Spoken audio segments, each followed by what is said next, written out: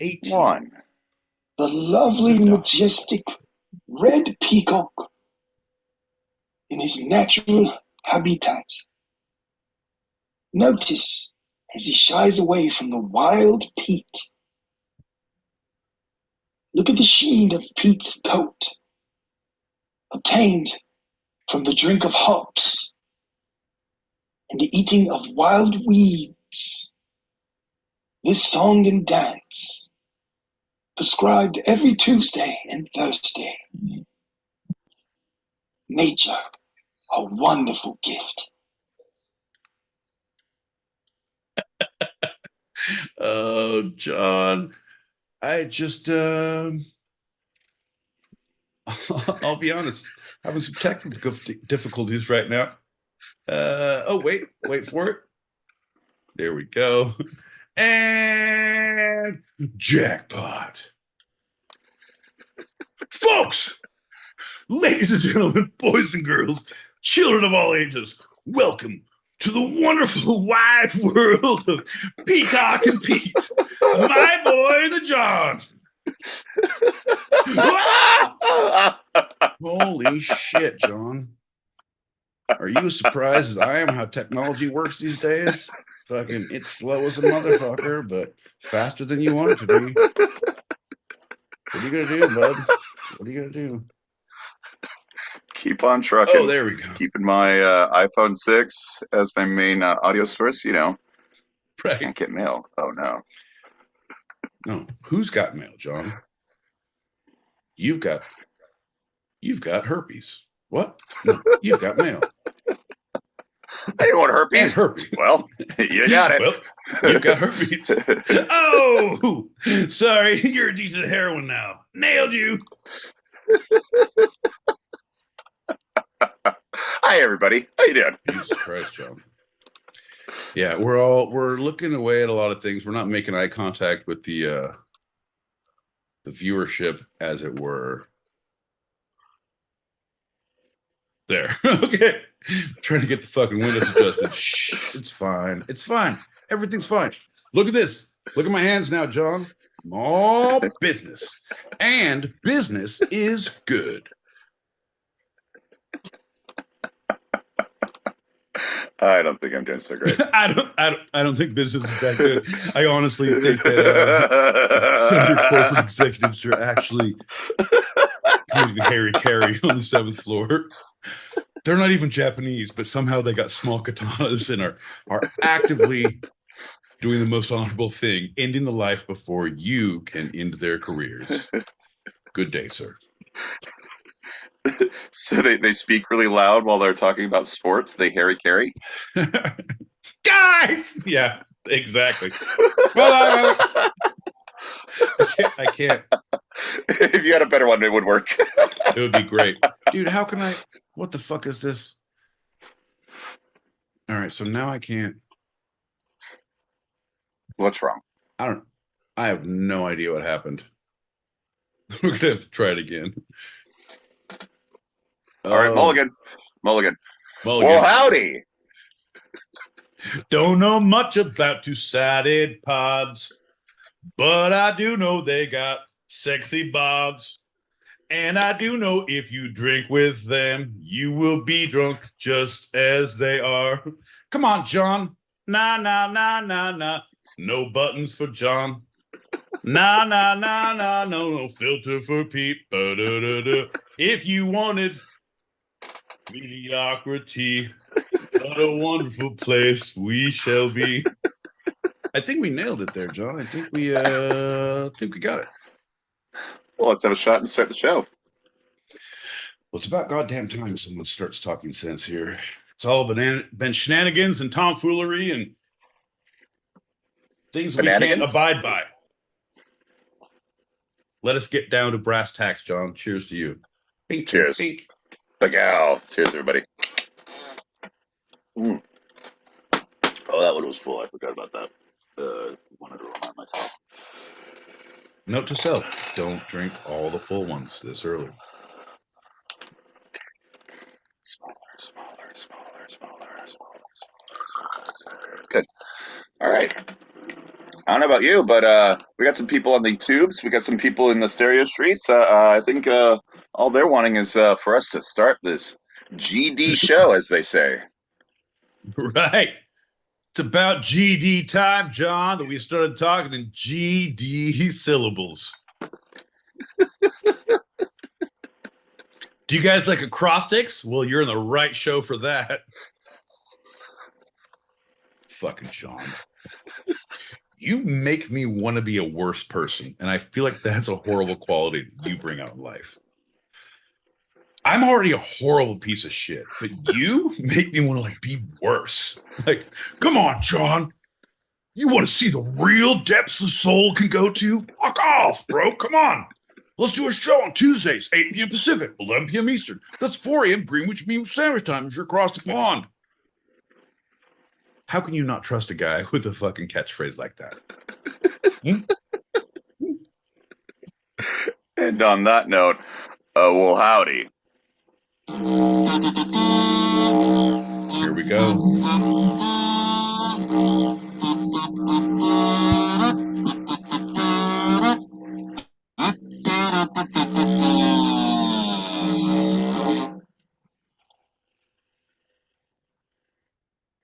I'm John L. Peacock out in Brooklyn, New York. I know you were given a long, pregnant pause because my angst and my vitriol runs over so quickly with the sound of a didgeridoo and kazoo, but I couldn't put words together, John. I am my boy Pete in Southern California, at a loss for words.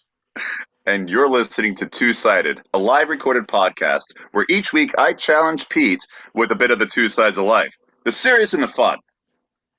Yeah, John, the you and the me, the no and the yes, the ebb and the flow, the right and the wrong, the push and the pull, the give and the take, the yin and the yang, the abbot the Costello, the pico the de gallo, the beans and the franks, the pork and the sausage, the burritos and the extra guac. John, the term paper and the footnotes. Oh. Getting academic on us. The play-by-play and the color. Hey, don't let back the curtain too much. Come on. All right, fair enough. Trade secrets. The Wizard and the Oz. This guy gets it. This fucking guy gets it.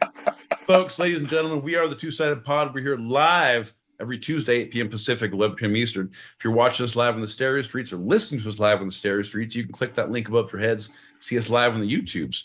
If you're not catching us live on the YouTubes or the stereo streets, you can catch us on our socials at all the socials at Spotify, Amazon, Apple Pod,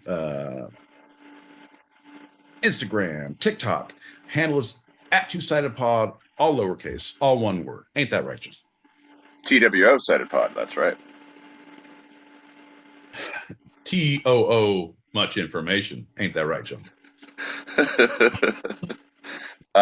Before we get into a packet or two, because you got to get into a packet or two, boys, let's start with the general check-in. My boy Pete, how you feeling? John, be honest, bud. It's I feel like we're performing without a net the last week or so. I feel like everything I'm doing, there's no safety net. So I feel very, well, fuck, this is it. Fucking blah, blah. So it's a lot of great performances, but a lot of spiraling emotional personal crises when it goes wrong. So we're in for a hell of a show, bud. Hell of a show. Okay. Well, let's get right into it. Pop that packet and let's start her up. Oh, you seem like you're a little too concerned. I don't mean to make you upset. I'm not saying emotional spirals like that. No. I'm making such good time on the way down. I'm going to beat the ambulances to the scene of the fucking crash. It's going to be great, bud. I'm saying it's that when you fall, even if you're jumping somewhere, it's that emotional. You're like, oh yeah, we're fine. We're definitely just going to hit bottom and explode. That's what happens. It's well, then I'm going to go with my original thought for a follow up. My boy Pete, are you saying you might feel a little exposed? I I am quite a bit exposed. I am raw. I am there are no barriers. There are very few moats left anymore. All the wagons that I circled have been burned by fire. I had to think about that one, how to get that one out. Yeah, right? Good, You thought I was navigating going on to that go one. bad. Huh? Yep. Oh, and you said I couldn't be taught. It only took 3 years before I fucking learned some fucking manners. Fuck you, John. Fire. Final answer. A ding, ding, ding. I'll just say that myself. Yeah. Exposed. Yeah, I'll go with that. I feel like that's going to be a tie-in for one of your segments, but I'm with that too. I like it. I'm pop this packet. You ready? Oh shit. Your friend and mine. Your friend and mine. Oh, snap, crackle, and pop. Is it the two-sided pod? Is it Tuesday? Is it Tuesday, 10 p.m. my time? It's two-sided pod with John and Pete. I can't see you right now because I'm walking the puppies, but I'm hoping there's a button-down shirt in my future. Shout out to the room, Julie Prunes and Muse Lover. And who's this down there? Is that Foxy? Oh, well, I can't see you. But toodaloo, I'll be right here. Sorry, I shouldn't do that, but it's much cuter when Julie does it. Shout out to the two-sided pod. Let's go, let's do it. Oh, I love you, Faith. So glad you're here, girl. Always a pleasure. Glad you're walking the pups. Someone needs to give them Always a pups pleasure. love. Someone needs to give them who's good pups? Who's good pups? Sorry. We're gonna do a spin-off show once a month called Puppy Love. It's all about who's good pups. People are gonna call in. It's like there's gonna be who's good boys. I'm like, oh, who's good boy? It's like, tell us a good story about a good boy. And everything, good boy. Well, sometimes he goes outside and he runs around, he circles around, he's like, oh, he barks, he's good boy. Okay, thanks for calling in, good boy chat, good boy to you. Well, Tuesdays, open chat Tuesdays, good boy, good boy. And for a bonus, people can call in with their dogs' names, and we'll call out their specific dog as a good boy or good girl. All right, let me give some shout-outs here. We got Mr. Biscuits, good boy. We got Conan, good boy. Who's a good boy? What a good boy. Miss Coco, Shenanigans, Pickles, Mary, Gus, Tweedle. Love you guys, good boys. And who's the best ginger in the room? Who's the best ginger in the room? Nope. Yes. Nope. Fuck that. We don't take kindly to those. All the dogs bark. Fuck the gingers. Yeah. We have specific. We are big in the canine community, John. If you look on Spotify, our podcast for the canine community, in dog years 7 to 49, we are huge.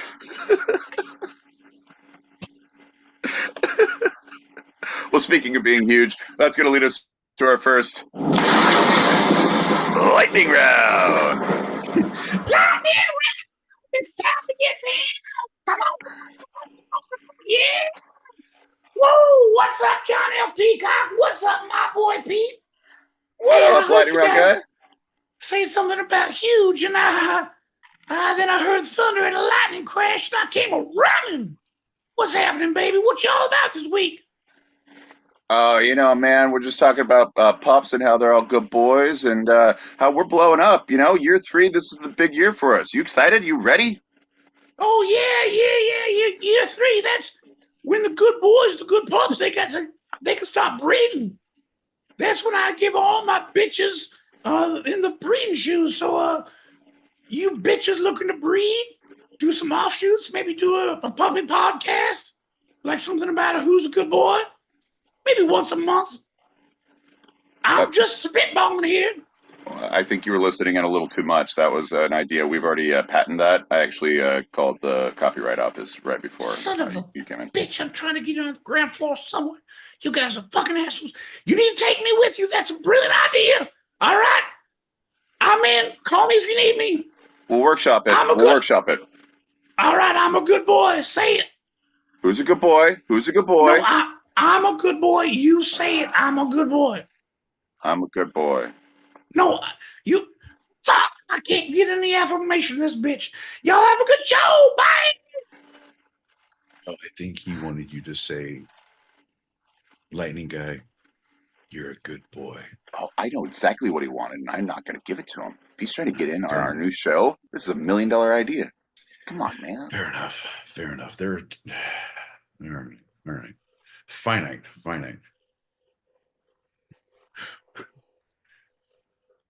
We're going to do I want to do something intellectual. I'm going to do fetch and sit. Am I a good boy? Some days I wonder. No. There's only one colon there. Fetch and sit. Am I a good boy? Episode 1. Some days I wonder.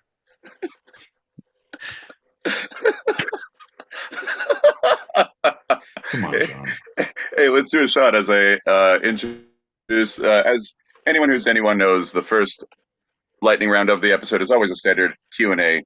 My boy Pete, as we do the shot, are you ready for the questions? Yes, there's no time like the present.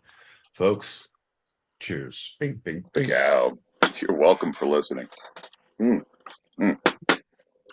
That was a good size. You're welcome for my service. What's your service? No one comes up to me and says, thank you for your service. Well, that's true. Well, you said it. Anyway, first question. My boy Pete. Fuck you, John. Post the picture. My boy Pete, what symbolizes sketch comedy in the United States of America? In your mind, what symbolizes sketch comedy in the USA? It's SNL. Sketch comedy is symbolized by SNL in America. Yeah, that's a pretty straightforward answer. The second question, my boy Pete, how influential is Canadian comedy on American sketch comedy culture? It has been quite a bit. I don't feel like especially early on, their comedy was great. And there was a lot more the people who came from John Candy, Eugene Levy, Dave, Thomas. There's so many more, but it's in that era. I feel like that was a specific time. There was this transition of just like, fuck, these are comedic gods who understood the process. And there was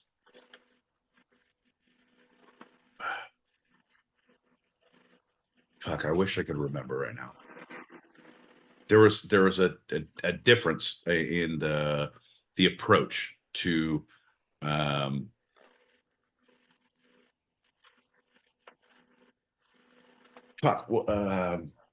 Jesus Christ, I can't think of it. Can't even think of the name of it. So you're talking. No, you're talking SCTV. SCTV. I'm talking right. SCTV, but comedian. It's like I look at SCTV as Canadian sketch comedy. I look at SNL as like what the standard is. There's a lot more different troops and different groups that did different things. Kids in the Hall. Kids in the Hall. Well, fuck, Kids in the Hall. And they're later, but they're better. I feel like they're more influential now that you say that. Like have you okay, totally off subject. LOL, Last One Laughing. Have you seen that show on Amazon Prime? It started, yes. They have the Australian version, they have like a Brazilian version, and they just came out with the Canadian version. most recently, like last month. Oh wow! No, you showed me some of the Australian only. So the Canadian one is out, and it has Tom Green and has Colin Mackery. It has there's some the blonde aunt from Sabrina the Teenage Witch. Oh wow! It has tons of people, but it's just so good because their comedy is so different in what they're doing and what they're. So Colin Mackery is like a good crossover because he's just like, yeah, it's just sketches, yes and. But of what they're, I don't know, it's a different country, John. It's a different world. Those fucking Canadians. You know what I mean, bud? That's right, and that's the influence of Canadian comedy on American sketch culture. I think we nailed it. Those fucking Canadians. Am I right, bud? You can quote me on that shit. Well, I think you've answered this, but I'll ask it just to clarify. What is the best Canadian comedy show in U.S. history? So to the Americans, what's the best? As far as sketch comedy, I would say SCTV. Okay. Kids in the Hall is great. Kids in the Hall is really good, but I prefer SCTV. Well, and like you said, all those comedic gods. You named so many of them came directly. Catherine O'Hara, right? And as another one, right? Rick Moranis. Yeah. Rick Moranis. That fucking guy is bagging groceries in Pacoima, John. He's raising his kids. In Tuscaloosa. No, it was Sheboygan. As I live and breathe, it was in Tuscaloosa. John! Sheboygan! As I live and breathe! Okay, well, since you asked for the clarification, best Canadian comedy show in U.S. history, sketch comedy or beyond? You're talking about a show now. I would say I would go on a limb and say I'm on a fucking big Letterkenny kick right now. Like I feel like Letterkenny. Actually, you know what? I feel like Shoresy is funnier than Letterkenny. Shoresy is a spinoff of Letterkenny. Super great. Kim's Convenience, also really good. I'm sorry, the correct answer was Trailer Park Boys. It was Trailer Park Boys. God damn it, John.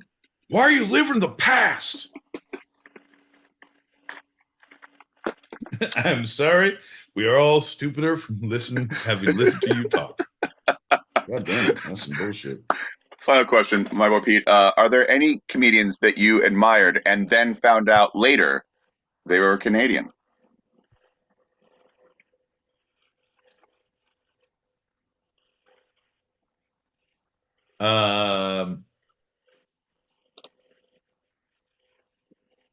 Alan Thicke. Not familiar. He was the dad on Growing Pains. He was Robin Thicke's dad, Blurred Lines. Everything I said is true, John, which is crazy as fuck. What kind of world do we live in? When Alan Thicke is not only a fucking comedian, he's not funny. He's on Growing Pains, the dad. Okay. And he gave birth to Robin Thicke, who did the Blurred Lines. And also, John, I will have you know,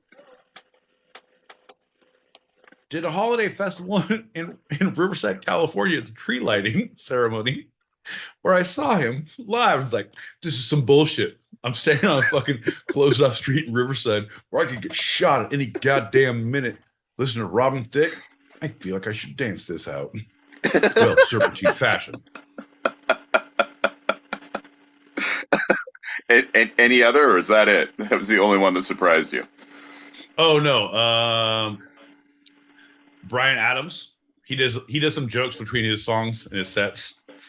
It was my first real six string. All right, folks. Wasn't really my first six string. I had a few more, if you know what I mean. All right, I'll be here next week. No, that's not even. Joel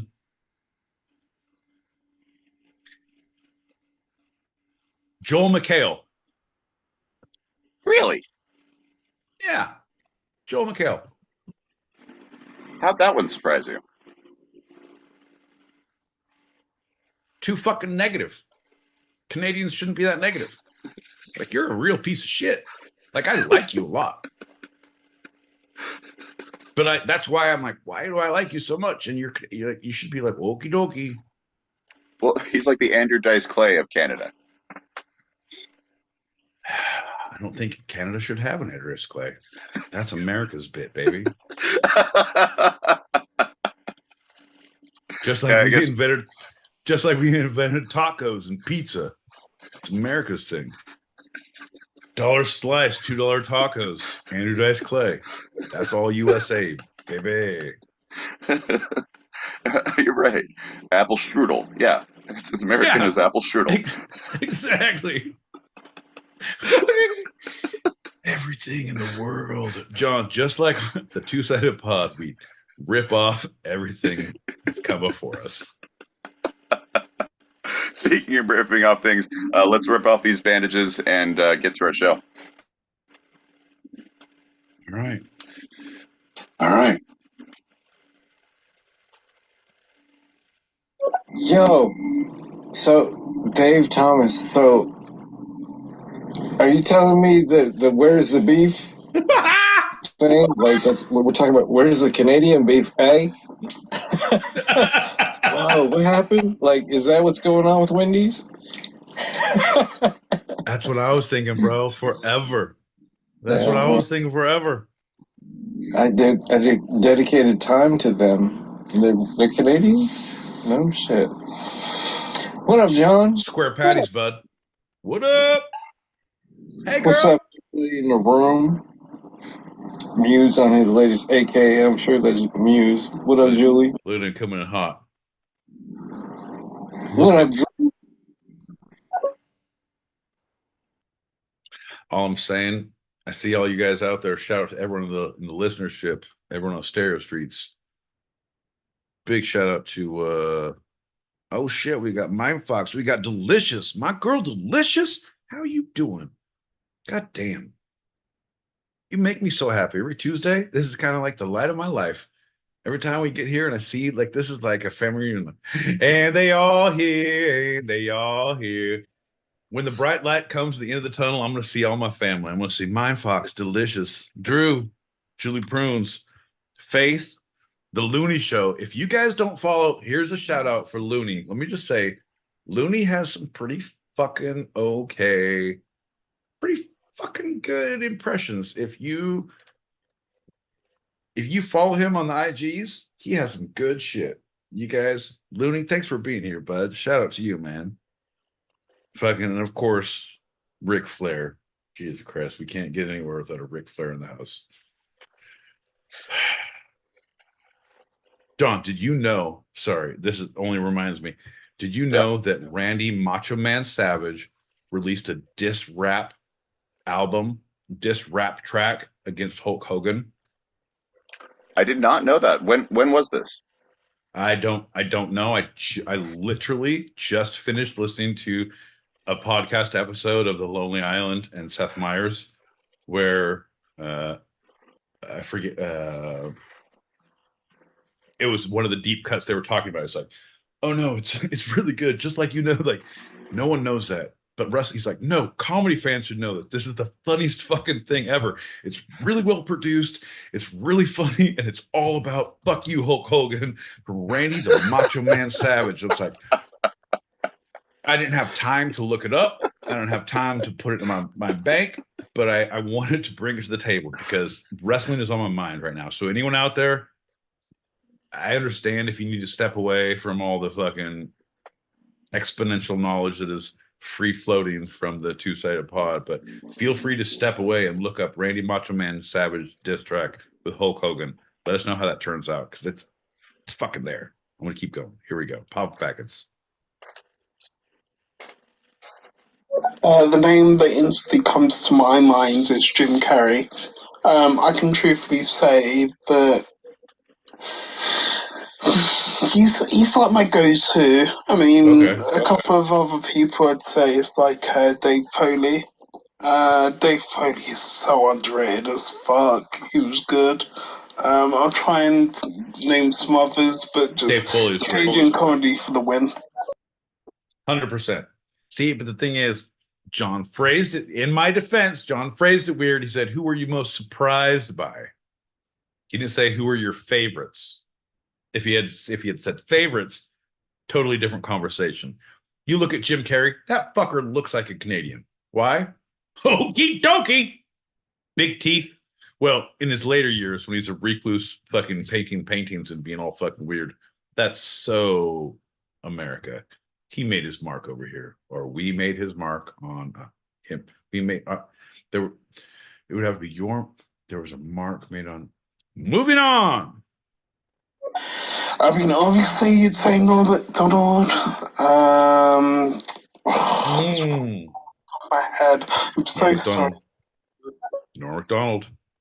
Phil Harmon, obviously, and then you had oh god, Mike Myers. Holy shit, of course Mike Myers. But yeah, this is what I think this is what my boy Pete was alluding to. Early 90s, Canadian comedy fucking Great. Perfect. Then yeah. I don't know, recently. I don't know. It came back, it's coming back in a few things, but no, it's too soon. Canadian who's worst at being murdered. Mike Myers. So I Married an Axe Murderer. Phil Hartman. Close second. Nope, this thing's not on. Second. Moving on. Tom Green was so crazy in his MTV days that he was demented. So of course I never missed a single fucking show. Bro. My hands down. Every time I see it, even still today, is the "Where's my dinner, bitch" statue. Where's my dinner, bitch? Oh shit. Where's my dinner, bitch? Damn, I lost my train of thought. Bro, you need to watch the LOL. Go to Prime. I know you have Prime. You work for them motherfuckers. If they don't give you a goddamn channel, something's wrong. If they don't, hit me up on the DM, so I'll give you a password. But fuck them. LOL. No, see, I just naturally default to fuck them. LOL, the Canadian version. Tom Green is on that. He's still weird as fuck. He is still Tom Green, but he's not aggressively Tom Green, where he's now like sucking on udders, but he does the deadpan over and over and over and over in your face. And now, for some reason, I feel like it's 10 times funnier. It's fucking fantastic. He's great. Look it up.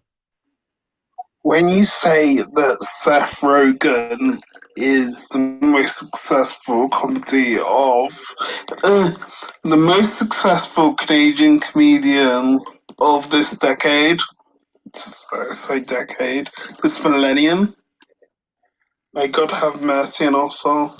Well, you know, there are bad publications that say that. Would it not only surprise the audience of Canada to know that I'm not only from Canada, I'm not only even from this universe. See? I'm also Dave, and I was Iago from Aladdin.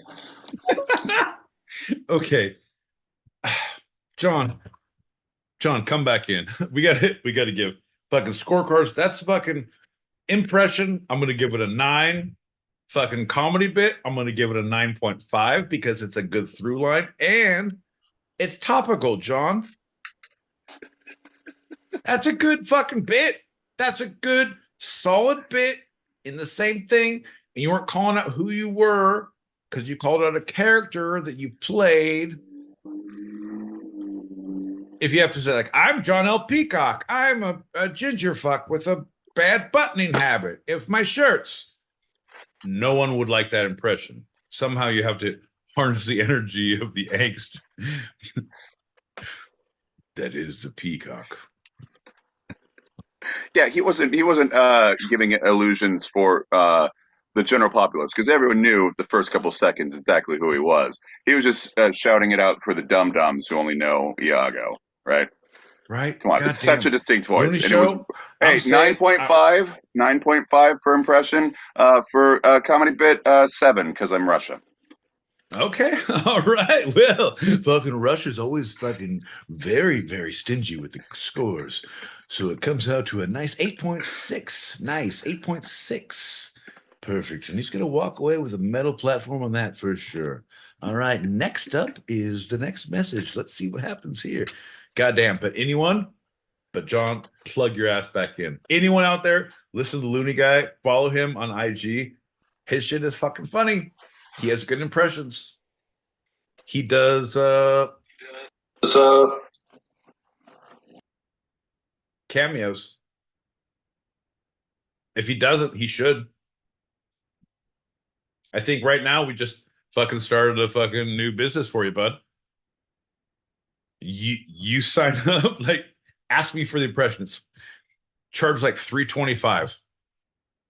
Like whatever the lowest is, it's like $4. Like, yeah, you pay $3.25 to them.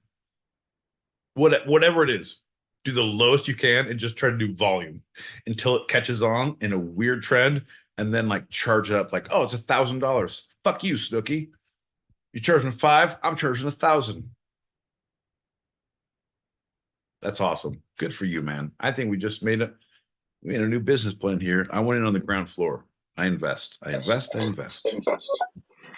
How would you even do a Canadian Andrew Dice Clay? Like, open the door for her. I don't even know her. Eh? Actually, I will open the door for her.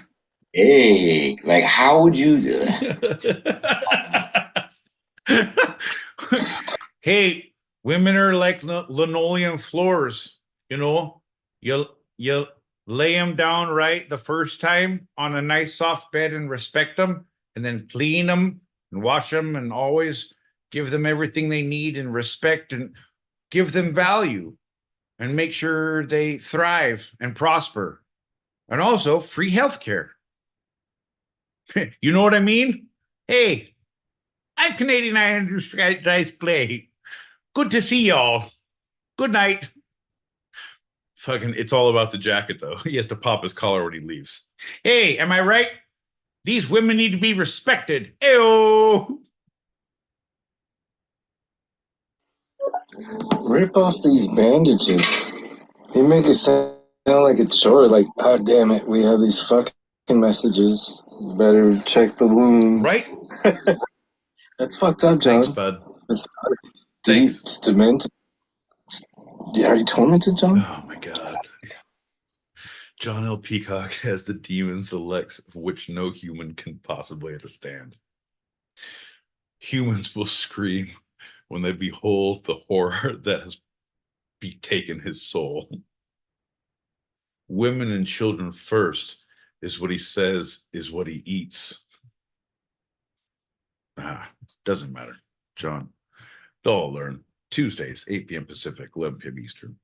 That's 4 a.m. Greenwich Mean Sandwich time if you're across the pond, when John stalks and eats his prey. You simple, simple fucks. I'm bound by soul magic. I can't leave here. Is that a thing? I don't play D&D, but is that a thing? Soul magic? Fair enough. Light of Gondor, I have soul magic. You don't have shit, bud. You're fine.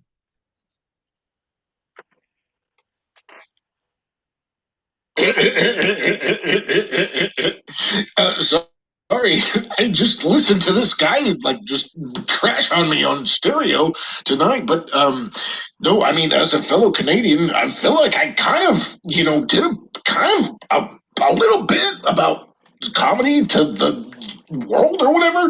But anyways, I was in the line. As I was too, asshole. No, you were in Aladdin. Oh, that's right. I'm sorry.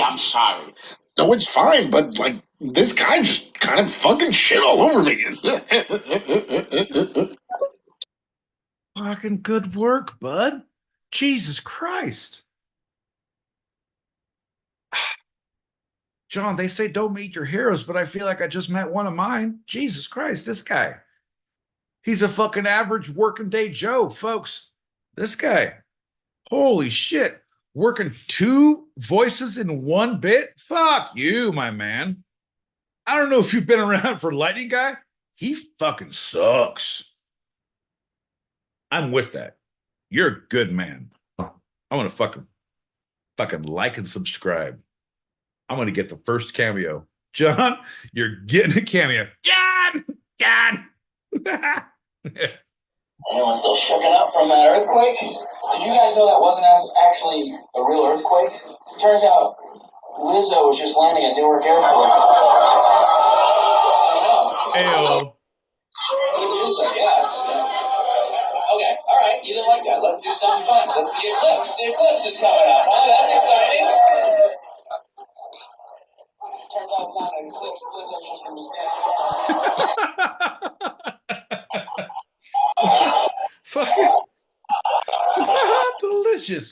Delicious. Another news. Did you see the engine peeled off the plane today? Here we go. Just leaned out. Here we go. You see it coming? Delicious. Delicious. Planes are falling apart. That engine came off a couple weeks ago. A door flew off an airplane. Did you see that? If you're obese now, you get 2 seats for free, too. Which is what I will. Delicious. I love you, girl. And also, I love me some Lizzo. I don't care if she causes any natural disasters. She deserves it. A bitch who can twerk and play the flute, sign me up. You get 2 passes for natural disasters. Period. Ain't that right, John?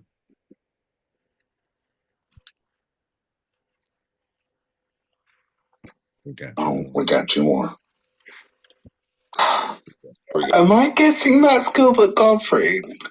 I'm gonna have to Google to see if he was Canadian. So this is what I mean. Like, 90s fucking owned. And I don't know if it is sleep deprivation because it's like 4:45 in the morning. I think it is sleep deprivation. We have ways of making you talk. First, the sleep deprivation, then the lights, then the 2-sided pod. Okay, I've done my research because, as we all know, I'm that attentive bastard. But the moment that someone says something, I've got to double check. Okay, so Gilbert Gottfried was apparently New York born and bred. He even died in New York, so yeah. But no, long story short, I don't know where I got. He's from Canada. I think it's because everyone's so Canadian, and all of a sudden we're talking about Gilbert Gottfried. I don't know. One last one. Here we go. David. Oh, delicious. What's there going she on? is. How you doing? It's officially Tuesday. It's a whole lot going on in the world. I'm really glad we talking about comedy. I got a favorite talk show. It's called the Joe Biden Show. Yes, it is. Here we go. Every time. The last thing he did on his last skit, he said he wasn't sure how many people can leave LA and do it in 2 hours. Las Vegas. That's what he said. Just out of nowhere, he just put Las Vegas at the end of the sentence. Why did he feel the need to do that? That's funny. You see how he did that? No, not funny. Here, I don't know how I can answer this without having another message, but I'm gonna answer it anyway. Because he's a gambler. Because he wants the bookies to understand what the odds are of making out of LA. The man is a gambler at heart. Make it fucking rain, John. No, I'm serious, man. Here's the deal. I don't make all this money. No, I'm serious. You don't get to drive Corvettes like that unless you're gambling somewhere. You owe a bookie some deep vig. Believe you me, I've been there. Right? Of course, you're going to say, I think the likelihood of 30% not making it out of LA is most likely definite.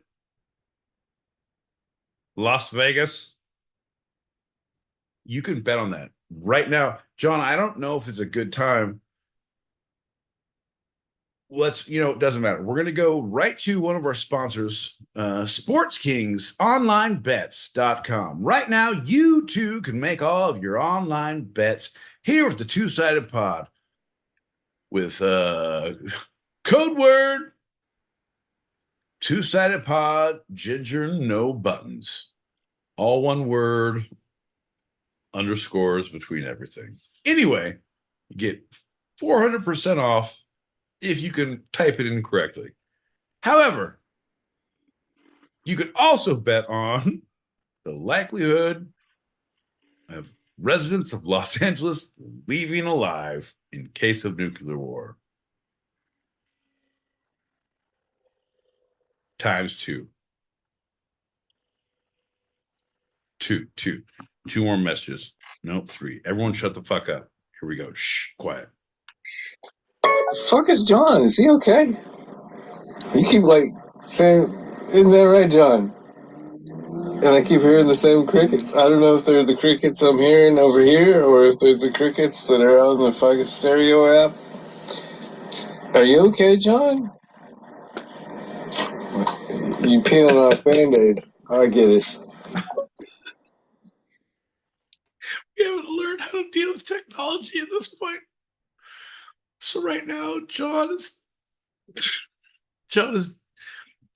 doing the Lord's work. John makes it so that everyone on the stereo and the YouTube app, which we are now live on the YouTube app, underscore all lowercase, the YouTube app. So if you guys are listening on the stereo streets and want to see what John is going through emotionally, physically, intellectually, spiritually, as he mutes up and plays all of the messages through his loudspeaker, so his partner is like, what the fuck is happening? Quietly, shh, John, Daddy's got you. You can click that link above your heads and see John's fucking frustrated ginger face. If you can't catch us here live, you can also catch us on the stereo. No, that doesn't matter. Let's keep popping back. We got to go, dude. We got to, otherwise it'll get away from us. Now you're going to have to edit. Shh, I'm going to go quiet. I'm not even going to talk. America, could you please have fucking political leaders that are not over the age of 80? Nope. That's great. Nope. Lovely. Nope. The world. Nope. Never again. All of our leaders will be 95 years old and older at this point. They'll be angry as fuck about it. You're welcome, America. What's going on, everybody? I truly believe I peaked in high school. I graduated with a 3.5. She was my high school sweetheart. I got into speed dating, and the survey came back and asked me what I thought about it. I said, well, it's a year's worth of rejection. And one night, I met this 55-year-old woman, and we started dating for 6 months last year. And then all of a sudden she said, hey, we need to take a break. Greg, what do you think about that? And I said, whoa, I didn't know 55-year-old women took breaks. I thought they like menopause is. I hooked up with this woman from seniormeets.com. She's 85. The next day, I tried to text her, nothing. A week later, I tried to call her, still nothing. And guys, it's been a month. And my heart says, hopefully she's okay. But my ego says, hopefully she goes with me and everybody else on this fucking planet. Love you guys. I'm Greg Dudas. Fucking let's hear it for Greg Dudas. You guys, give it up. Fuck yeah. That's a good hot 1 minute from Greg, folks. I don't know about you, but I feel a little tingle in my spine on that. That's somebody who has fucking finesse, who understands the meaning of the word time, And speed dating. I like that. I like that a lot. Turns out I was more built for cornering, so speed dating didn't work for me. No speed, all corners. We'll workshop that. Greg, see me in the after room. We'll fucking shh. That's great. Greg, have you been to, please tell me you've been to Kill Tony. Please tell me you have gone and put your name in, because holy shit, your 1 minute is fucking hot, bro. Now you got it together. A 1 minute is hot. Good for you. Cheers. Cheers. The code word for Sports Kings should be tardy ass ginger. It's the one-sided pod in this bitch. No speaking, no ginger. 2 more. Here we go. No, maybe just 4 more messages. Here we go. Here we go. John L. Peacock with food. Mona Lisa, I'm here. A little late, but I'm here. Oh, we got 1 more. Here we go. Here we go. I'm sorry. Here in the U.S., we want our presidents so old. In fact, we want them old. I'm saying old. Older than the Dead Sea. Like, I'm saying like when the Dead Sea was sick old. Okay? Yep. Yep. Damn straight. That's how you know. That's how you know that you have good leadership. Ain't that right, John? Is it secret? Is it safe? Shh. John, this is the trust tree of my boy Pete. All under the branches shall speak freely and shall be protected from the outside world. John, you're safe to speak freely. I just want to give shout outs on the YouTubes. We got MFA here. We got Mona Lisa. We got Desert Fox. We got Julie Prunes. We got a lot of people here, John. But John, shut your mouth. You're safe. John, it's okay. John, look at me. Somebody get him a blanket that looks like a piece of silver. It's like tinfoil, like a tinfoil blanket. Get it. Do we have get the Reynolds wrap and wrap him in Reynolds wrap? Fuck! He's in shock. John, you're in a safe place, and we have Reynolds wrap coming to you. You're gonna be fresh and clean, and you will store nicely in the fridge, and you'll be warm after the shock of being silent for so long. John, the floor is yours, John. Are you sure? I'm not even sure about what's happening, but I can tell you this, John. Floor is yours for now. For these 2 seconds, I think we should do a shot to cleanse ourselves of absence of me. Ultimately, you know. Quickly, I need an old shot and a young shot. What does that mean? 2 shots? Fair enough. Whatever. You said it. I'm not the one writing the rules. I'm just the one drinking the shots. You guys are a bunch of fucking assholes for judging me. Whatever, John. Doesn't matter. Cheers.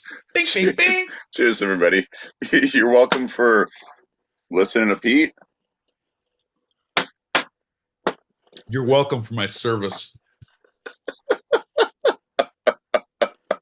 John, I'm stealing my comedy valor back. I feel like that could be a really bad. There's certain things you don't joke with, but I feel like that's pretty fucking funny. Yeah. Right? That's pretty funny. Is it or no? Everybody, phone in. Ask your don't call us, but call your fucking relatives who serve. And like, tell them if you think this drunk guy. No, never mind. No. Yeah, we're getting one. Sometimes you just need to talk it out to figure out if it's funny or not. Nah, it's not. Fortunately, you can be your own sounding board. You don't need someone like me for it, obviously. Oh, 100%. I just need you to look at me with those fucking big-ass ginger pale eyes and that fucking see-through skin with your fucking beating heart and your open shirt chest. Like a goddamn spook in the fucking haunted mansion. And, oh, look, it's summertime in the fucking haunted mansion at Disneyland. All the ghosts and ghouls have fucking Halloween shirts. And that one's Ginger. Nope, he's in a fucking ride. He's just fucking here. Would goblins come out to play? Hey, I'm a I love that ginger. when Pete's talking and John's like, nah, shut up. He'll just play a message. And unless it's important to what Pete's saying, he just lets it play, otherwise he'll stop it, and Pete just shuts up. So our first segment is talking about the life and works of Joe Flaherty. Jesus Christ! You should have let me go on about the haunted mansion and gingers. Joe Flattery. John, it's a Joe we're going to talk about, and I can't wait, bud. Don't flatter yourself with my silence. I'm doing it for the show. I'm sure you are. From the Second City website, Joe Flaherty began his comedy career at the Second City in Chicago, where he wrote and performed in multiple main stage revues. He starred alongside Brian Doyle Murray and Harold Ramis, along with legends like John Belushi in National Lampoon's Radio Hour, also with Bill Murray, Gilda Radner, Chevy Chase, and past collaborators Doyle Murray and Ramis. You already said those names, but okay. So he was with some heavy hitters. In the Radio Hour, he went alongside them as well, his past collaborators. So that's why I said them again. Right. Heavy hitters, but I like that when you name drop, you fucking name drop. And I like that, John. Like, you commit to it. Like, I will say a name 7, 8, fucking 12 times if they happen to come up in different projects. I don't give a fuck. Repetition, that's my middle name, baby.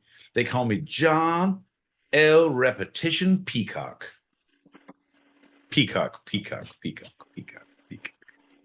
I like that Katy Perry song. Anyway, Flaherty moved to Toronto to develop Second City in Toronto, in an original cast also including Gilda Radner. While in Canada, he also started in SCTV, along with John Candy, Catherine O'Hara, and Martin Short, and was nominated for 9 Primetime Emmy Awards in Outstanding Writing in a Variety or Music Program. See, and that was the heyday. That was back when you're talking about what I thought of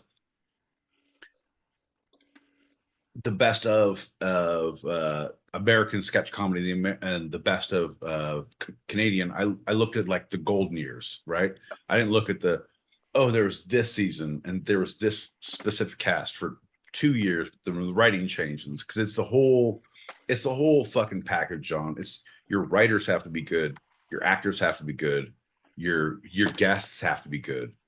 At least they have to be able to play along. Right? They don't have to be good people. But they have to be able to yes and something to make the thing go. Like, you look at Steven Seagal, you look at the guest who's like, no, I will fucking kung fu punch you every time. Fuck you. Right. They have to be better than Steven Seagal. Bare minimum. We have limits, god damn it. We have fucking limits, John. So he won the Primetime Emmy twice in 82 and 83. His impressions during this time in SCTV were Kirk Douglas, Richard Nixon, Art Garfunkel, Gregory Peck, Alan Alda, many, many more. A lot of original characters. Jim Bob McBob, or Big Jim McBob is one of my favorites, and others that I don't really need to say, but throughout the run of SCTV, he continued to act in both television and film. You might know some of his bigger films that he played cameo or slightly bigger roles in. I don't know any. You know me. I don't even watch TV or movies. I read books and I basket weave, John. That's my MO. You know that about me. It's the basket weaving hour with my boy Pete. Okay. Short list: Back to the Future 2, One Crazy Summer, National Security, Freaks and Geeks as a primary role, Family Guy, The King of Queens, Home Alone. He's your electricity's back on, but Ma Bell's gonna take a couple of more days.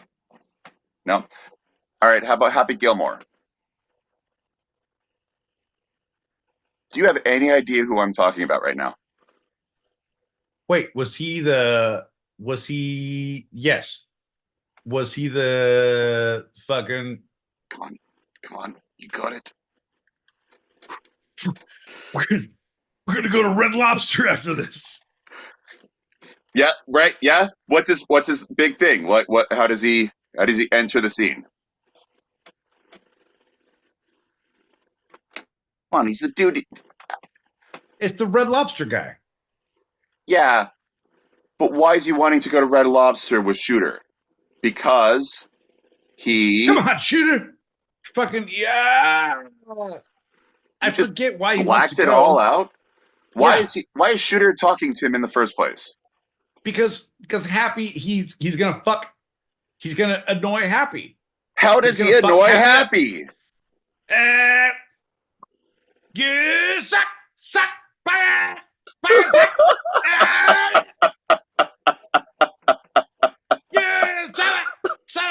right? Like that. Yeah? No. Doesn't he? Well, I mean, yeah, kind of. Yeah, he but does. You're so good with the quotes. I'm blank. I see him. He's like, you're gonna miss.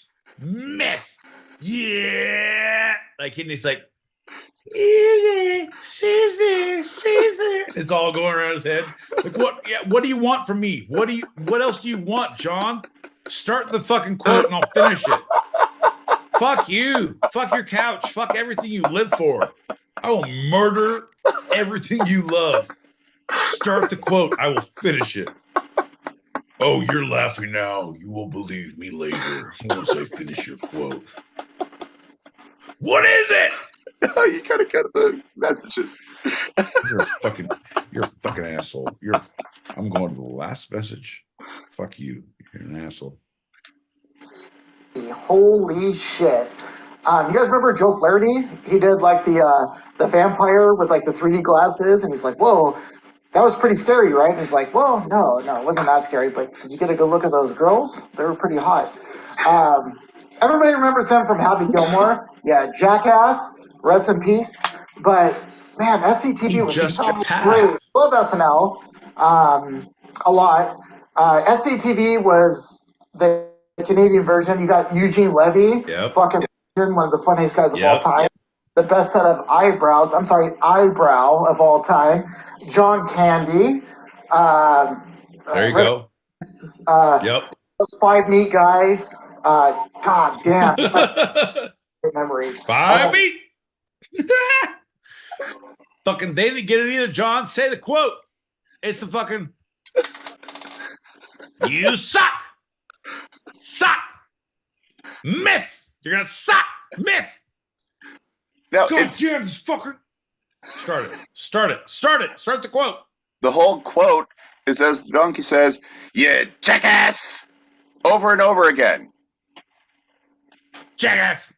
That's it. Jackass. And he even said it. Suck, miss, jackass. No. Doesn't matter. Just John, doesn't fucking matter, John. Here's the deal, bud. In the writing room, there are no wrong ideas. And what you're doing is you're the fucking antithesis of the writing room. This is a podcast for the ages. If we're going to get this shit to the Smithsonian, you start fucking playing your part, bud. He was mad at me, and then he started fighting Bob Barker.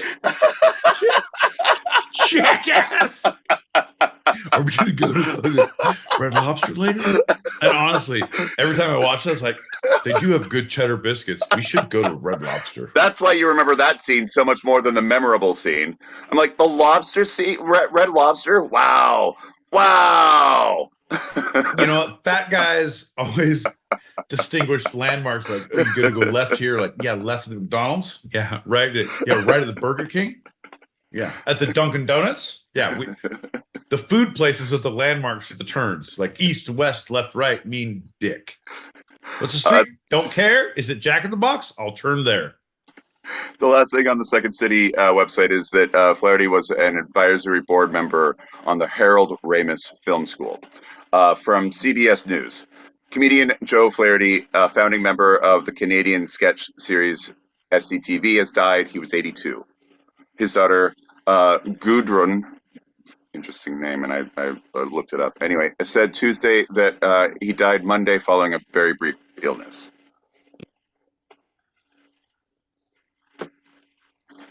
What bet did you lose to have to name an offspring Gudrun? Probably one with John Candy is what I'm thinking.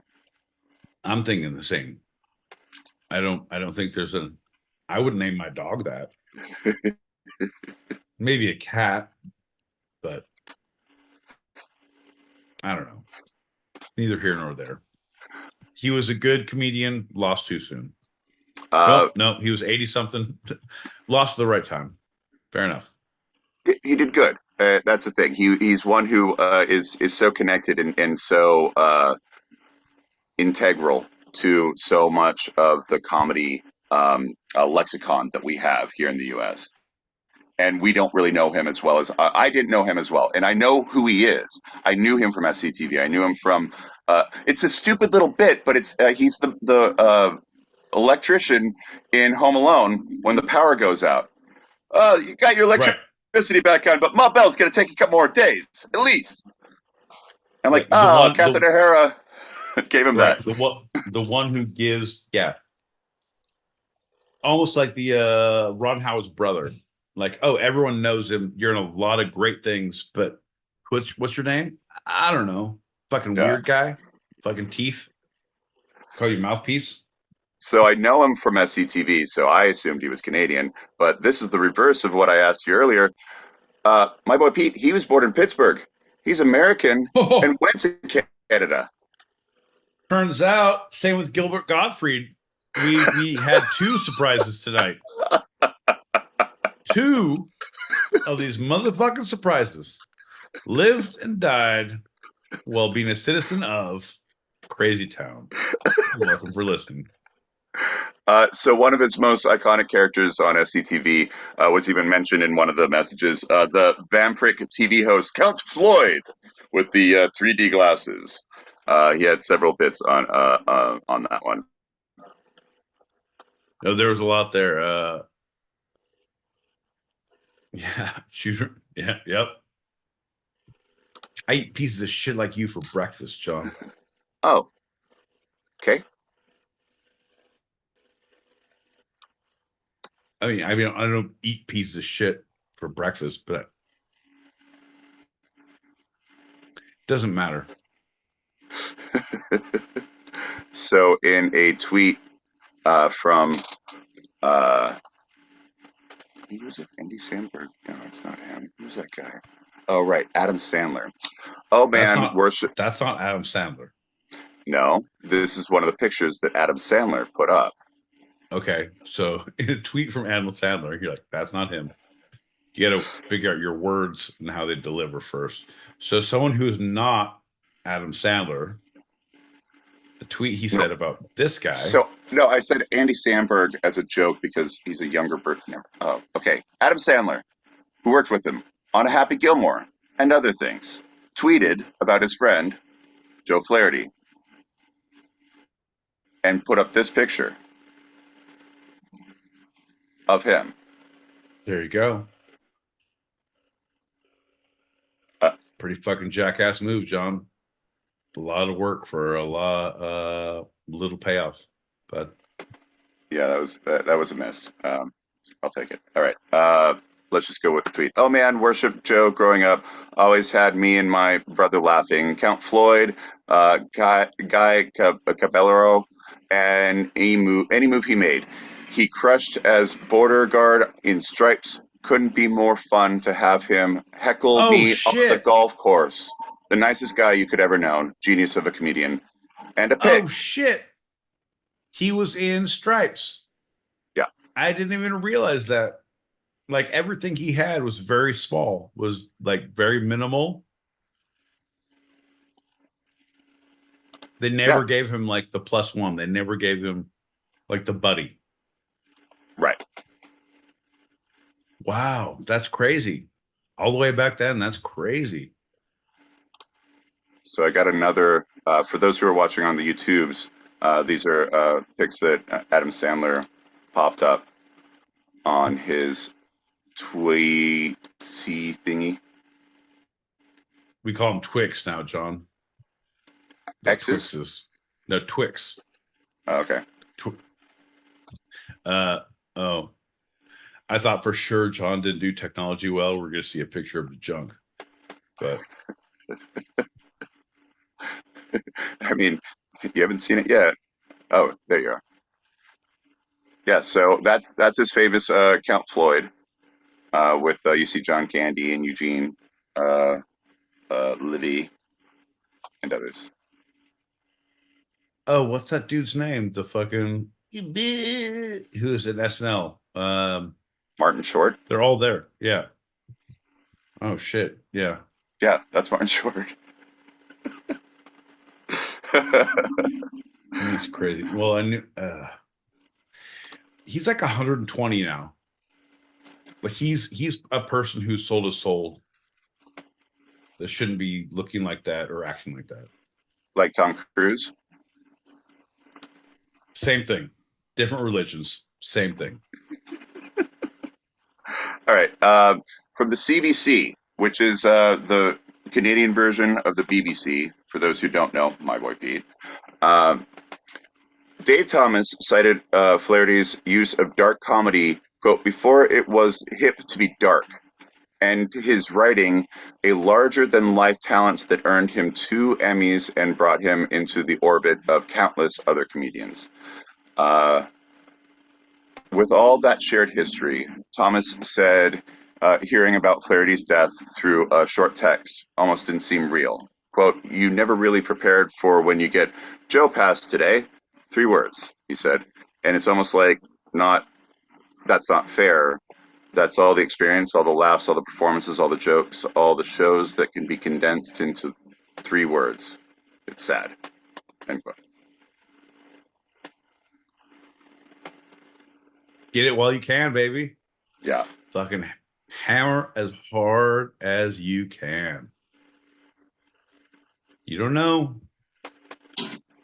You don't know. And I promise you, John, you keep up that behavior, and I will hunt you down. So your life will be a lot shorter than it should be. So you don't know, bud. You don't know. Got one more. Finally, from Rolling Stone magazine. Quote, John Flaherty, a constant comic presence in film and TV, best known for his work on the sketch show SCTV and Freaks and Geeks, has died. He was 82. ... End quote, because that's all I could read because I don't have a subscription for Rolling Stone magazine. Look at him, folks. Let's all point and laugh at this sorry motherfucker who insisted on adding this quote that he couldn't finish. Ha ha, John. Ha ha from the world. Ha ha. 1, you should have had the money. 2, you should have known better.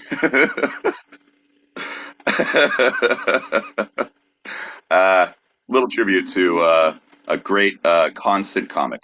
And the world will miss him.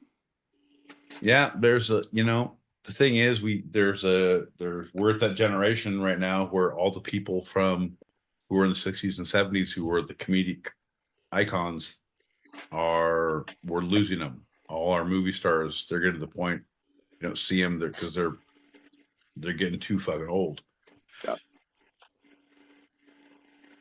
I don't know, man. Flash in the pan, bud. Come in hot, go out hotter.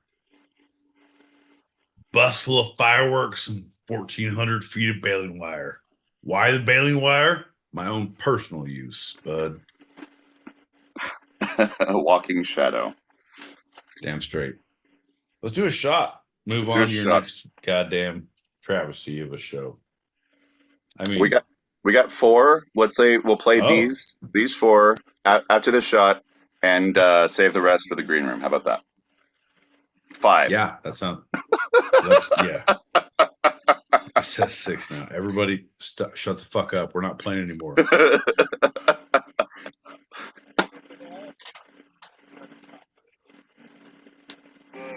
We're back. The Baltimore Ravens, the Super Bowl.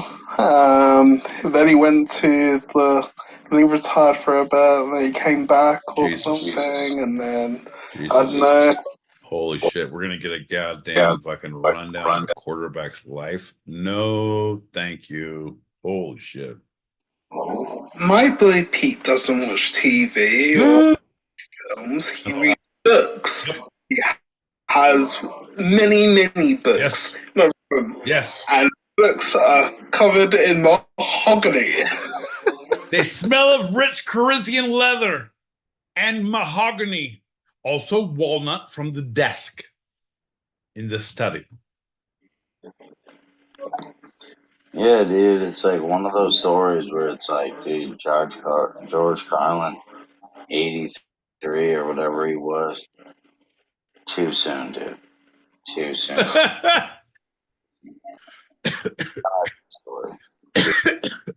Too soon. We could have stretched that shit out a little bit longer. Can a blind man be blind anymore? I don't think so. Not in this America. Ain't that right? Oh, wait, wrong way. Too soon. Too soon. I think the best quote, Jon Stewart said, he was asked by a reporter, said, is there limits? Is there limits to comedy? Should there be boundaries? Should there be limits? He said, why are you asking me? I am a comedian. You should be asking the people who run the house. I am but a player in the king's court. Now I'm going to go ahead and paraphrase because it's my fucking time. I am but a jester. Look at my shoes with little bells on the tassels. Don't ask me shit. I'm full of piss and vinegar. And I'm not afraid to spout it. Moving on. Good morning, gentlemen. Hey, girl. It's not often. Oh, shit. It's time for the morning. Here, it's 5:15, just about. I've just woken up from. I went in to support a friend's show hours ago. Must have fallen asleep. I've only just woken up. So I'm going to say a quick hello, listen in for a few minutes. Hello, darling. A couple of hours. Yes. Get some. Oh, well, Drew's here. It was Drew's show that I fell asleep in. Drew, that was a great show. And even though I was asleep, I kept waking up and hearing snippets. Anyway, good morning, everybody. Hello. Good morning, Madam Sarah. So good to hear your voice. So glad you're here. Please, by all means, let the dulcet tones of the My Boy Pete and John L. Peacock lull you to the memes. But also, I was thinking about like a show, like for some reason, like a theater show. Like I went to John's show and then I fell asleep. Like, I hope you're not in the show just like fucking waking up and calling like an intermission in the show. And I was like, oh, no, you're good. As long as I love that, John. The best thing about entertainment now, you can lay down. You can lay down with your eyes closed for anything. Shush, little ginger, don't say a word. Doesn't matter. Playing some messages. Hey guys, Pete, don't be so pessimistic. Mel Brooks is 98 years old. Fucking Dick Van Dyke is 97. We're only losing the ones that. Nah, fuck, you're right, we're losing them. All the good ones. All the good ones, Beardo.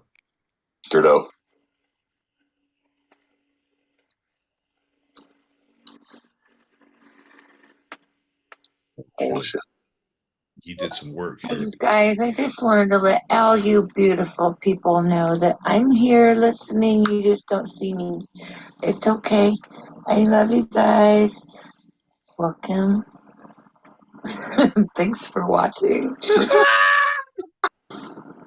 Love you. Y'all got it. Okay, so couple beers after a very stressful day. and Glad you're here. boobs in. Glad you're here. Yep, it's a good night. Woo, party on.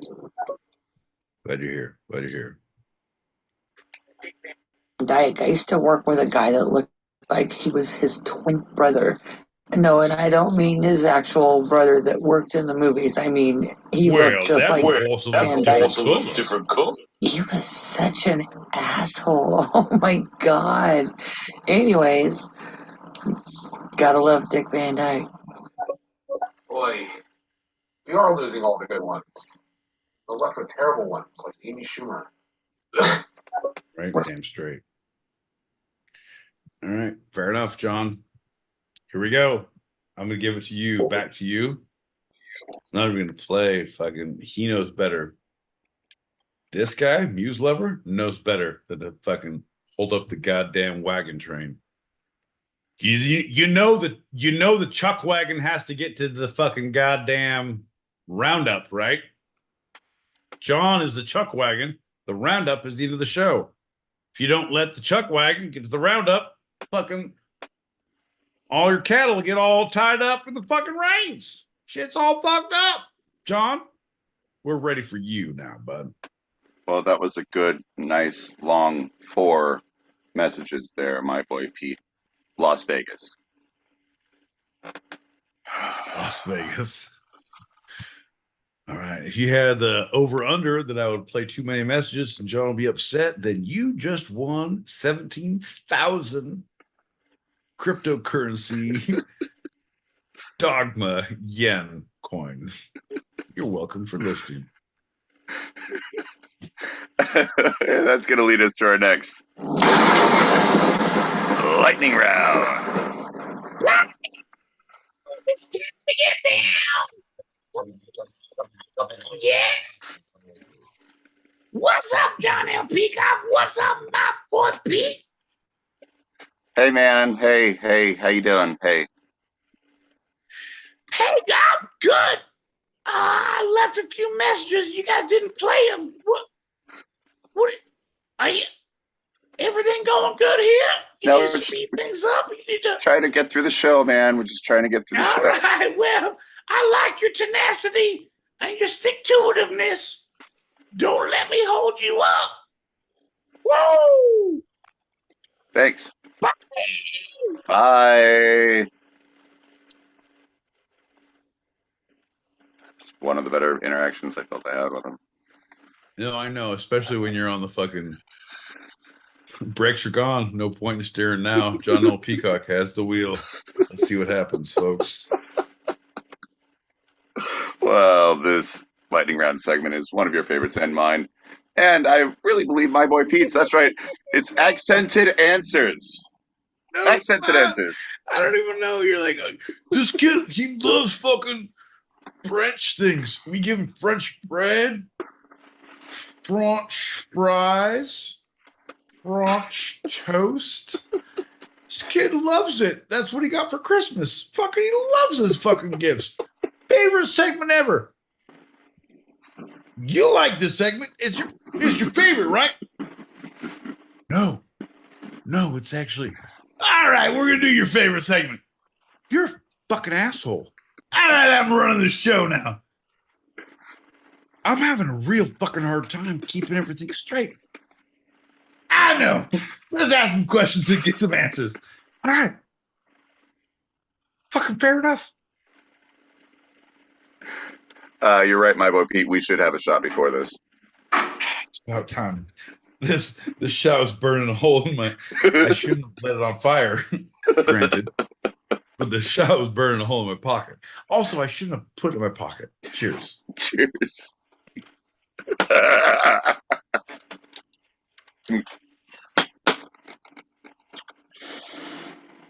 This accented answers is the Canuck edition. Oh.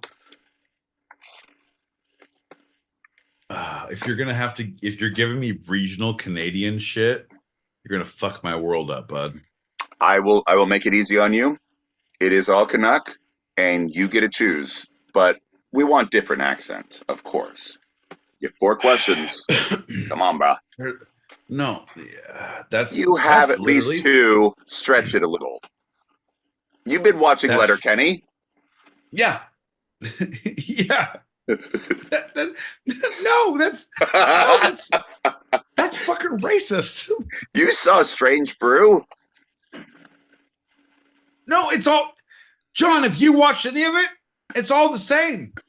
Or they speak goddamn American. You've seen SCTV, right? Americans speak.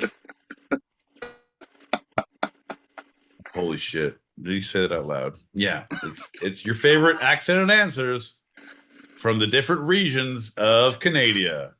John, ask us your questions. We will butcher our way through this. Shall we begin? Canuck, my boy Pete, what symbolizes sketch comedy in the United States of America? Oh, yeah, John. There's a whole thing that we say it up in Canada. There's only one time when you laugh harder for sketch comedy than what we have up here. It's SNL. Have a beer. All right. Next question. Other Canuck, my boy Pete. How influential is Canadian comedy on American sketch comedy culture? The thing about the American comedy is not that it is a good comedy, but it is prevalent comedy. But it is not anything better than we have up here.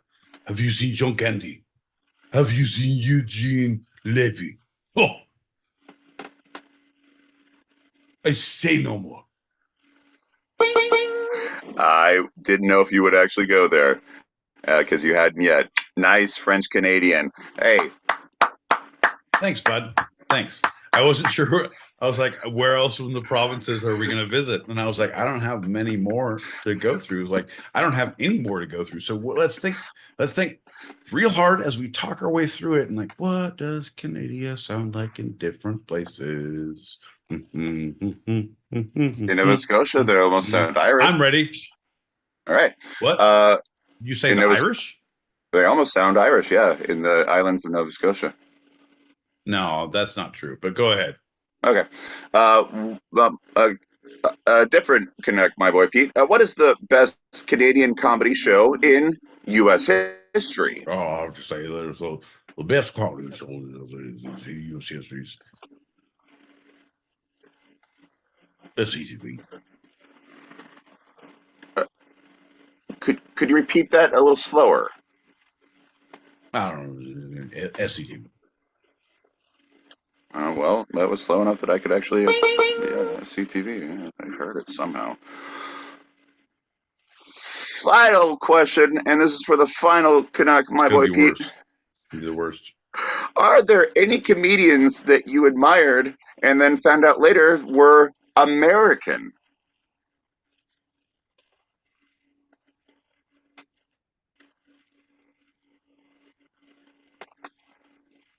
John, could I have a little sidebar with you? Yeah. You'll just pull the curtain. Okay. Shh, no, fuck the curtain. Just hold your hand over the mic. Over the mic, okay.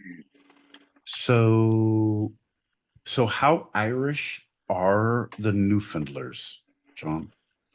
Did you ever see Come From Away?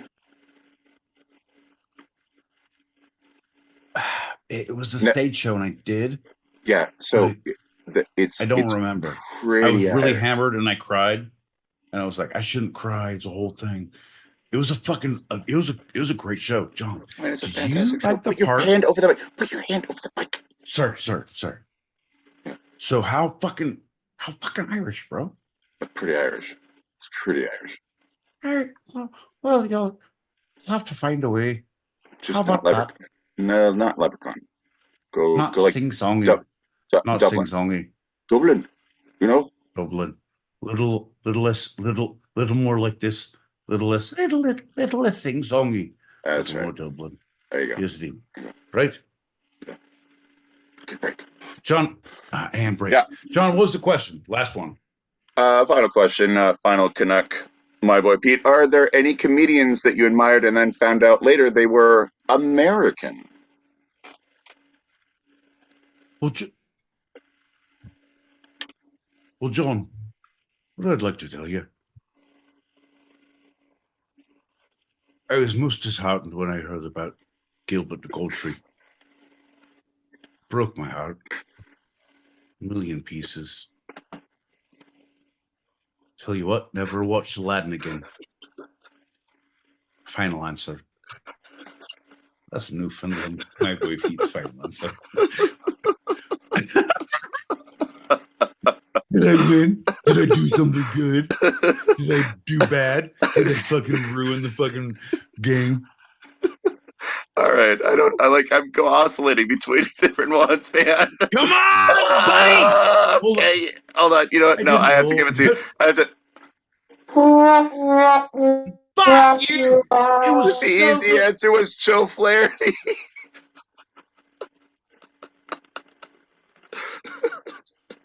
But I'm gonna give you points. I'm gonna give you points for the Gilbert Gottfried.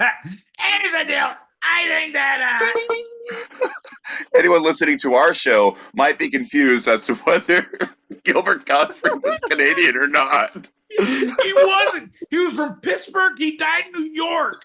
Wait, no. No, he's from New York. Flaherty. He died in New York. Wait, it would have to be your New York. New York, New York. What a super death town.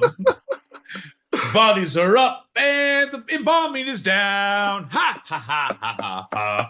Come on, John. You know the rest of the words. I don't. I really don't at this point.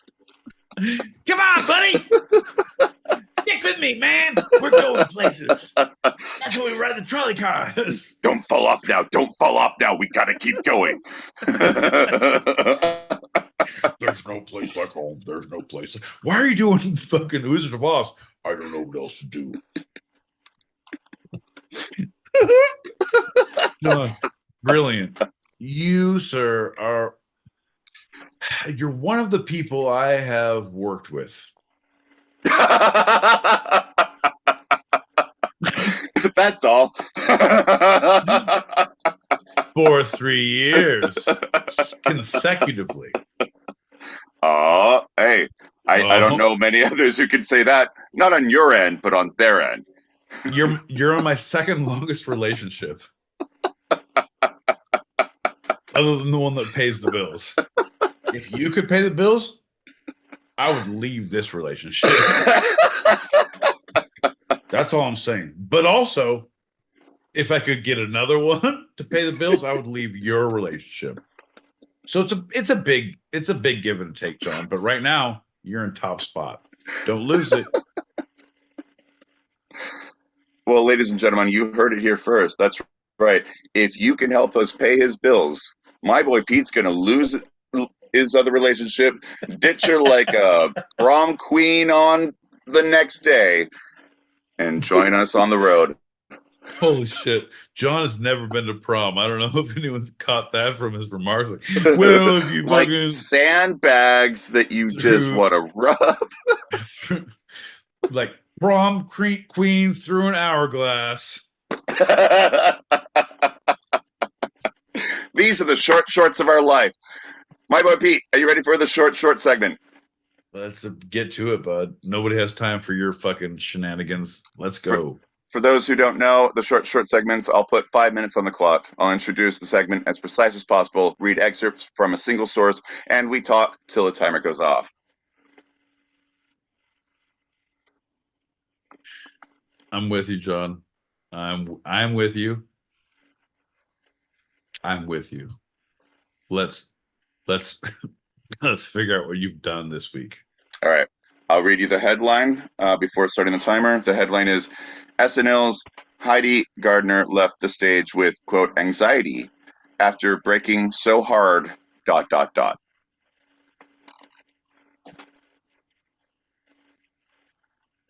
That means I'm not giving you the full headline. Okay, are you gonna? Is it my turn to go? Or are you starting the timer? What are you doing? You just like doing a lot ... I'm not finishing the thing. Like what are you doing, John? You usually respond after I say the headline. But so, I don't know what you're doing. Now you're specific on your things. A long-awaited Saturday Night Live sketch came to life this weekend but it was not without its challenges. The Beavis and Butthead skit saw Heidi Gardner play a news anchor grilling a professor, Kenan Thompson, on the dangers of artificial intelligence before two audience members, Jeff, Mikey Day, and Dean, Ryan Gosling, distracted the course of the interview due to their striking resemblance to the 1990s cartoon characters. Okay, so thus far, let me just say that SNL is not great at this point. It's in a fucking downswing. Everybody should like and subscribe, but don't watch it. Fucking do it on Sunday or Monday or Tuesday, and like, or the clips. At least do the clips. Do the clips. Fuck the show. Musical guests are bullshit now. Anyway, I digress. In the Sounds skit, like. Yeah. Sounds like it was good thus far. I'm interested. My interest is piqued. What am I missing? In the skit, Thompson requests that both Jeff and Dean move from where they are in the audience as their looks are distracting him. When Gardner, 40, turned around to Jeff, she broke the character at the ridiculousness of his costume.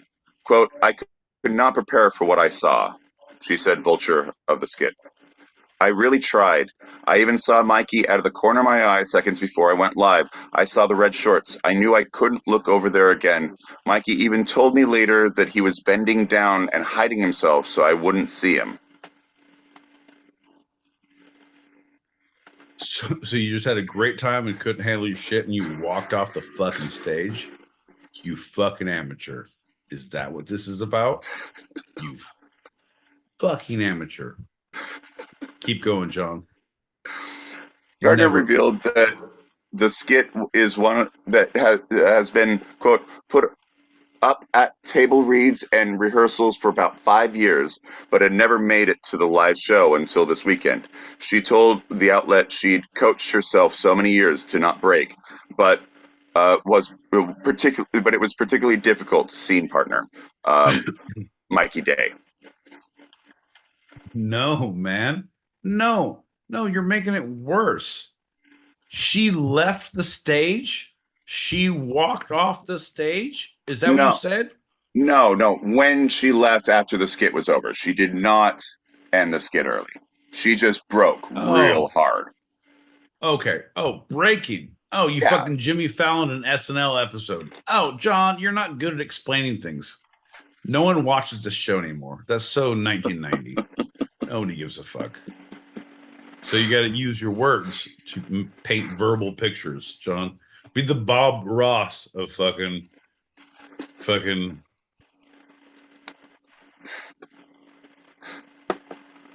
So once she exited the stage after the skit was over, Gardner admitted that she was, quote, a little bit in shock. Then the anxiety set in, and I was like, oh my God, was that okay?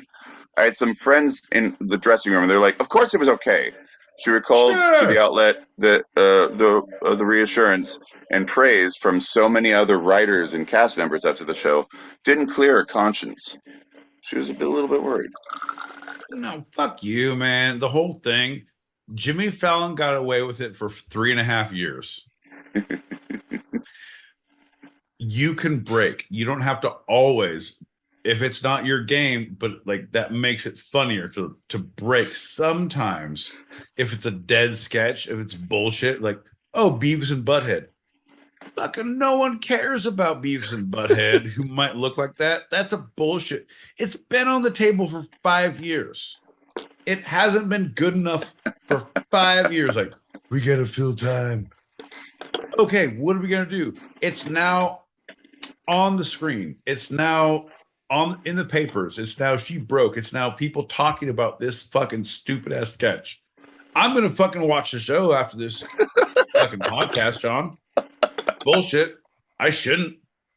We started at 8 p.m. Pacific, 11 p.m. Eastern. That's 4 a.m. Greenwich Sandwich time if you're across the pond on Wednesdays. John, it's late or early. Either way, no one should be watching TV. I'm gonna now because you put it in our minds.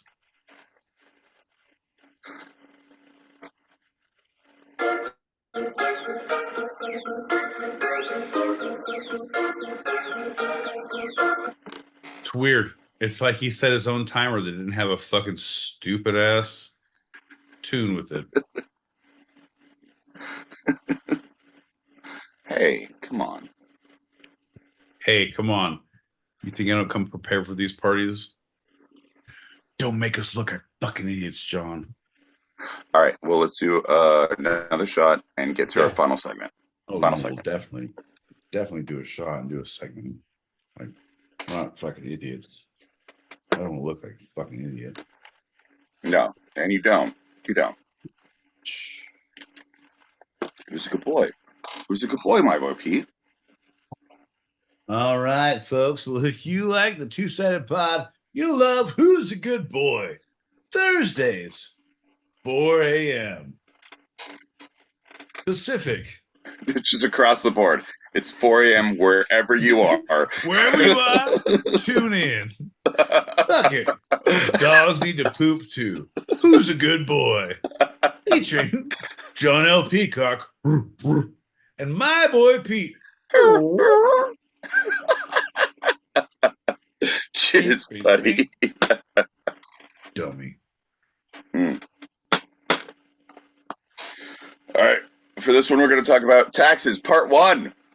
No, U.S. taxes. Come on, man. Like, all the shit you do brings a fucking tear to my eye. Hey, everybody.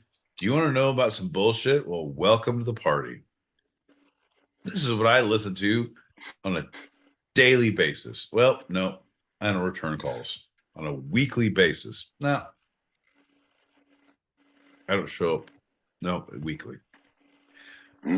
John, this is like proof of life. This show for you. Go on. I can ignore your calls for 6 days in a row and all your texts. And on the 7th day, which the Lord God, my boy Pete, doth declare a holy day, Tuesday, 8 p.m. Pacific, 11 p.m. Eastern. That's a proof of life. If I don't show up for the second coming or the third, depending on, or the fourth, depending on where we are in the month, there's 4 comings a month. You're welcome for listening. I'm just saying. Well, after your 3-day nap, you rise again and you come do the show on Tuesdays. Yeah. No, it's not even 3 days, John. It's a fucking week. I got shh. But if I don't show up, like, oh, something's awry.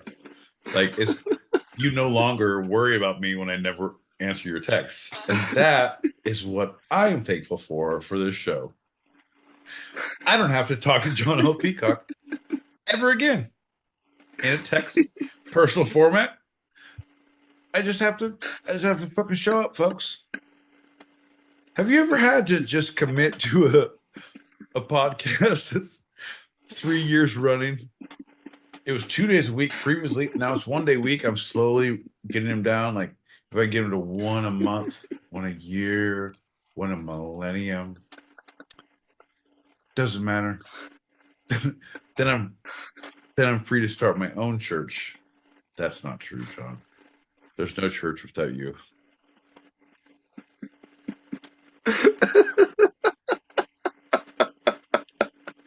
I'm just thinking you take a whole week to rest, where Jesus only took 3 days. Chuck Christ is jealous of his older brother, and he's like, no, I can do better. I can rest a whole week before I get back up.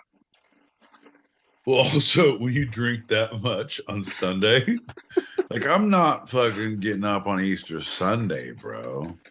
Like, I went big on Jewish Friday night and Saturday night. Fucking the only chocolate Easter eggs were not to be found in the yard.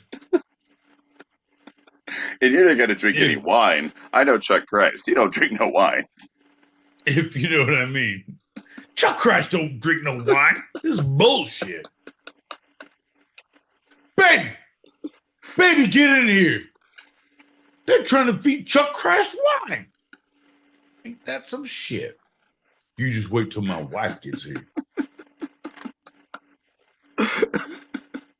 ladies and gentlemen, we're sorry for the technical difficulties, but that was a sketch from about a year and a half ago, and for some reason it randomly came up.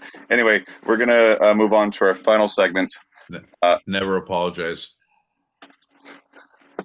You're welcome for bringing up nostalgia for all of you who are still listening. Oh, yeah. Kickity.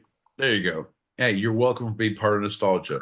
Fuck your couch if you don't like it. You don't ever apologize, Sean. Don't be a beta. Be an alpha podcaster. You're welcome for all the goddamn bullshit. No, that's apparently your eyes tell me I'm saying wrong things. Anyway, we're going to talk about, in case you can't remember, taxes, part 1. United States taxes. Here's the deal, man. I keep my money fucking buried in the yard. The fucking goddamn government can take it when they goddamn come into my compound and take it from my cold, dead. Oh, well, you have a. Yeah, no, I mean, that's cool. You guys can come in. Sorry, I didn't mean. Sorry. No, I don't. Anyway, John, you were saying I got a cease and desist order. Well, very nice. And I don't want to continue with my tirade. So what were you saying about taxes? Oh, well, as tax day in the United States just passed, we are going to take an extensive look at the history of taxes in the United States, how they started, what parties wanted to abolish them, what parties embedded them into our modern culture, and why they are so difficult to complete every year. And also, John, I'm going to follow up with why different organizations can't have their own taxes, like a safety tax. Like, I'd hate if more than your furniture was rearranged next time I come back to your shop here. So if you want to take a furniture rearrangement tax payment plan, you can go ahead and do that. I'm Vinny, the furniture rearranger. That's what they call me. John, but that's outlawed. John, Vinny can't fucking threaten people to fucking rearrange furniture and keep just to feed his goddamn family. It's just like stealing a loaf of bread, John. Who am I?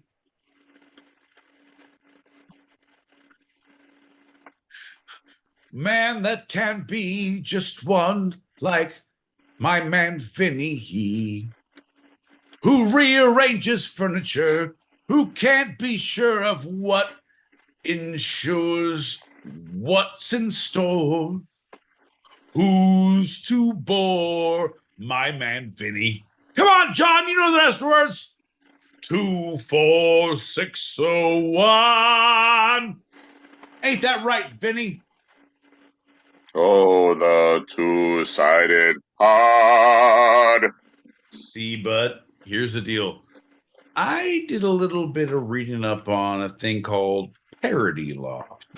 So it turns out I can use any tune I want if I don't know the words.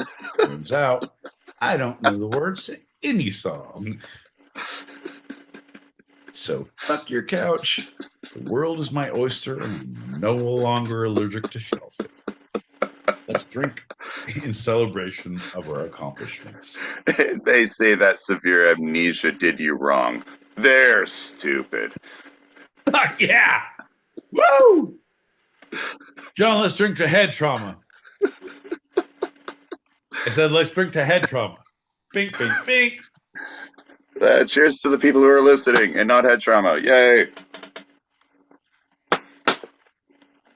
All right. All right. When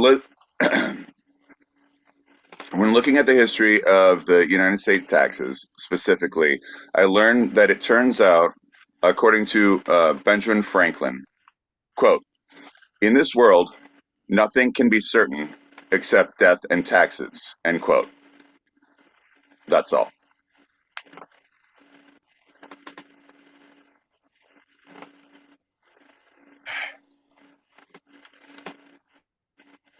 I want to make a lot of jokes like too deep, like worst president ever. And I have to dig myself out of it.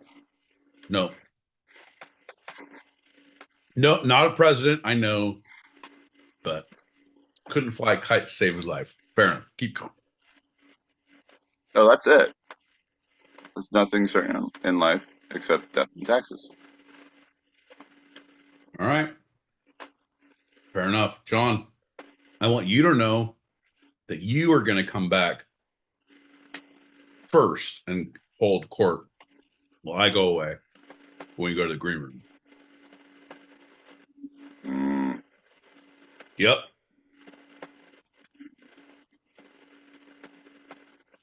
Yep. All right. Sources for this episode of Two Sided have been the first segment, secondcity.com, CBS News, the CBC, and Rolling Stone Magazine, kinda. Second segment, Benjamin Franklin, of course. The short was People Magazine. I love it. Fucking saw a flyer in some dude's Porsche. I did some CBC, DMT, PBS, all my shits.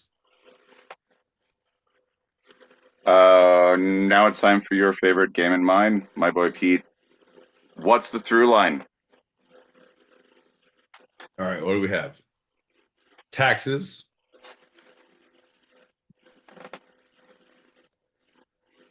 Joe Flaherty. Canadian guy, Joe Flaherty.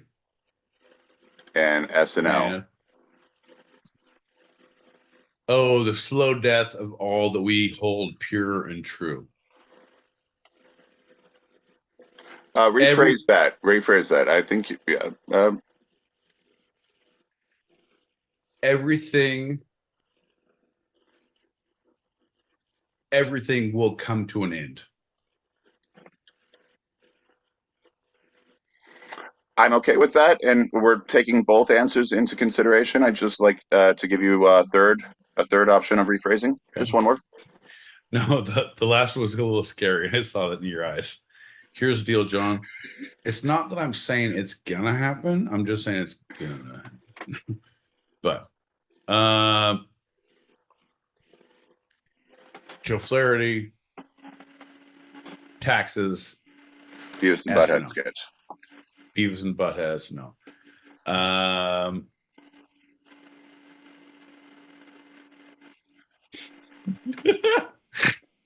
Fucking taxes just throw me off. I have a lot like things that are dead and shouldn't be brought back.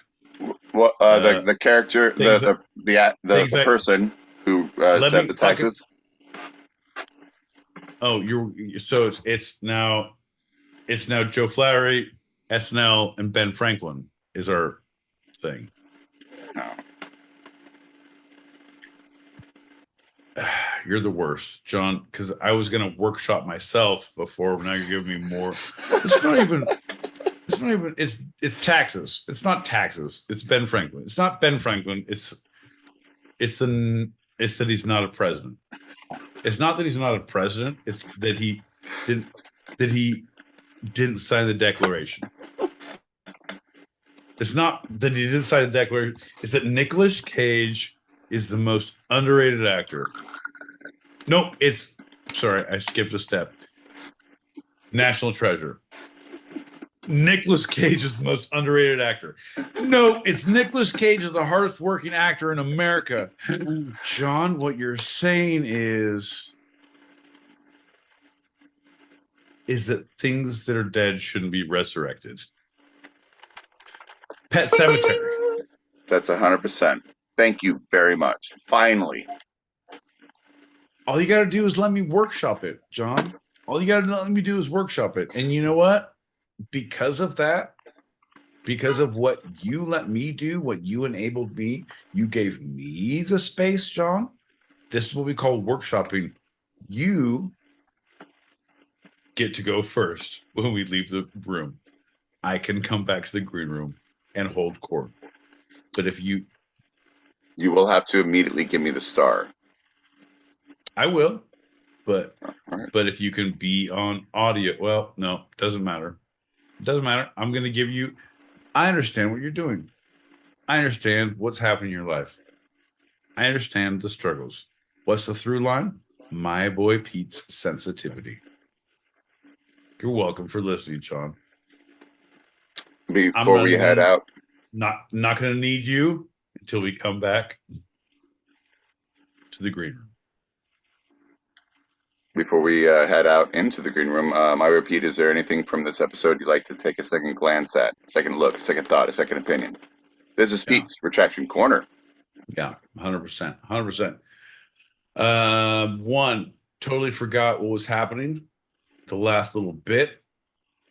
Didn't realize that we were on a live show. Should have not said a lot of those things. Like, John, you know what? You do you. Should have said that. John, you have your problems. That's fine. You should go prop the old scarecrow up so the old crows don't come to the roof. John, I get it. You got to protect the crops. John, still alive. John, still alive. Oh.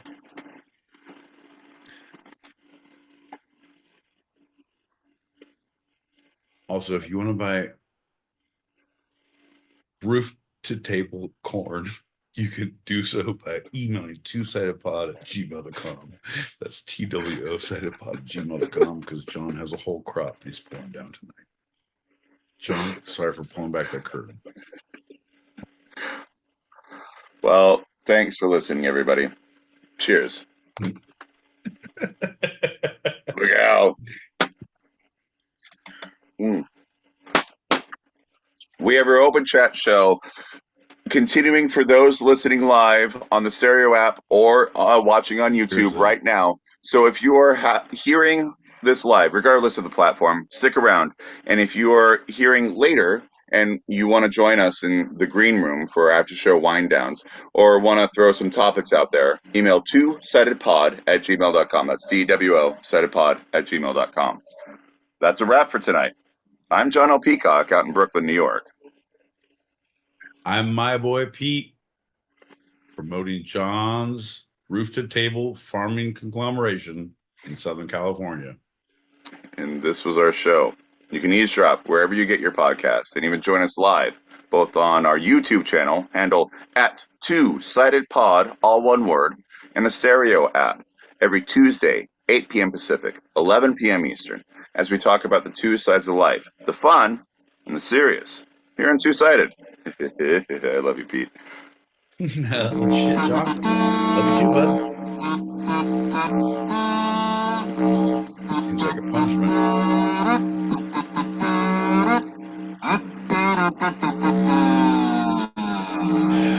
Boo. Boo, boo, boo, boo. John L. Peacock of the Two-Sided Pod. We weep for your future.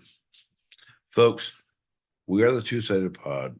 We are here every Tuesday, 8 p.m. Pacific, 11 p.m. Eastern. That's 4 a.m. Greenwich Mean Standard Time. John L. Peacock is going to come back into the room here real quick in a hot minute, and I'll be damned if I don't give him the star, because he gets quite upset if that doesn't happen. But I also told him he gets his moments to shine. He gets his little oh shit, it's already there. No. Fucking Stereo app is bullshit. Look at that. You're there. That. Yep. You ready? You in? All right. You feel good? Yeah, give me a star. All right. Okay. All right. Folks. John L. Peacock. Hold on. Give me a couple seconds. Vamp. Do good.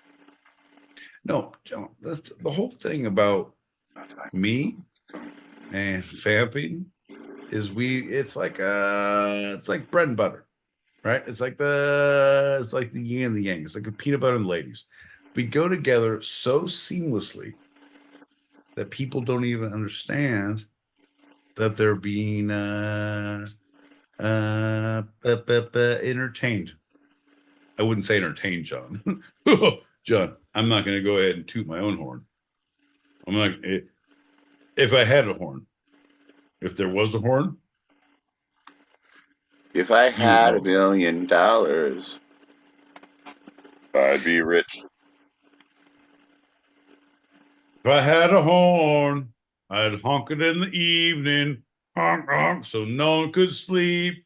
Every Tuesday night, fuck my neighbors on the left of me, honk, honk. Fuck the neighbors on the right of me, honk, honk.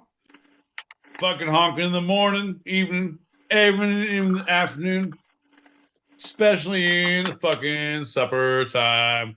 Honk, Honk, honk. honk. Well, yeah, my Big neighbor, hit. who's very nice, said, "Oh, yeah, I've been listening to your podcast. Um, I think I might actually tune in on YouTube because of how loud it Here's the is." deal, bud. Here's the deal, bud. If we can, I know your social skills are limited. I get that.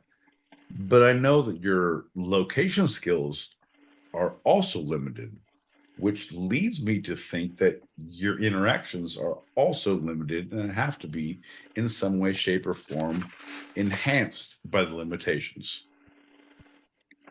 So, what I'm thinking here, John, what I'm proffering, I think we got to get your fucking neighbor on the show. I think we have our fucking Patreon chat because we're putting chats on Patreon where John and I just chop it up in his cellar and my dungeon, and we get our neighbors, enemies, and future enemies to come on the show. That's not true, John. We're good, likable people. We're You just didn't a little too loud and a little too late. You didn't go to the library. No, John, I didn't. Turns out I'm not good with things. I was trying to go to the library. Doors were locked. I have the key. Lightning round guy. How about you go to the library? I'm going to pop these No. packets while you head there and come on back. Not gonna happen. Like there's no library to be had. Like I know what we're talking about, but okay. All right, we're gonna see what the llama has in store, and then all will be well in the world. Good luck to you, sir. Pop those packets. I'm still gonna pop in. I'm still gonna fuck with shit because I can't handle bullshit. I have to mute. Well, yeah, fine. All right, I'm popping them packets.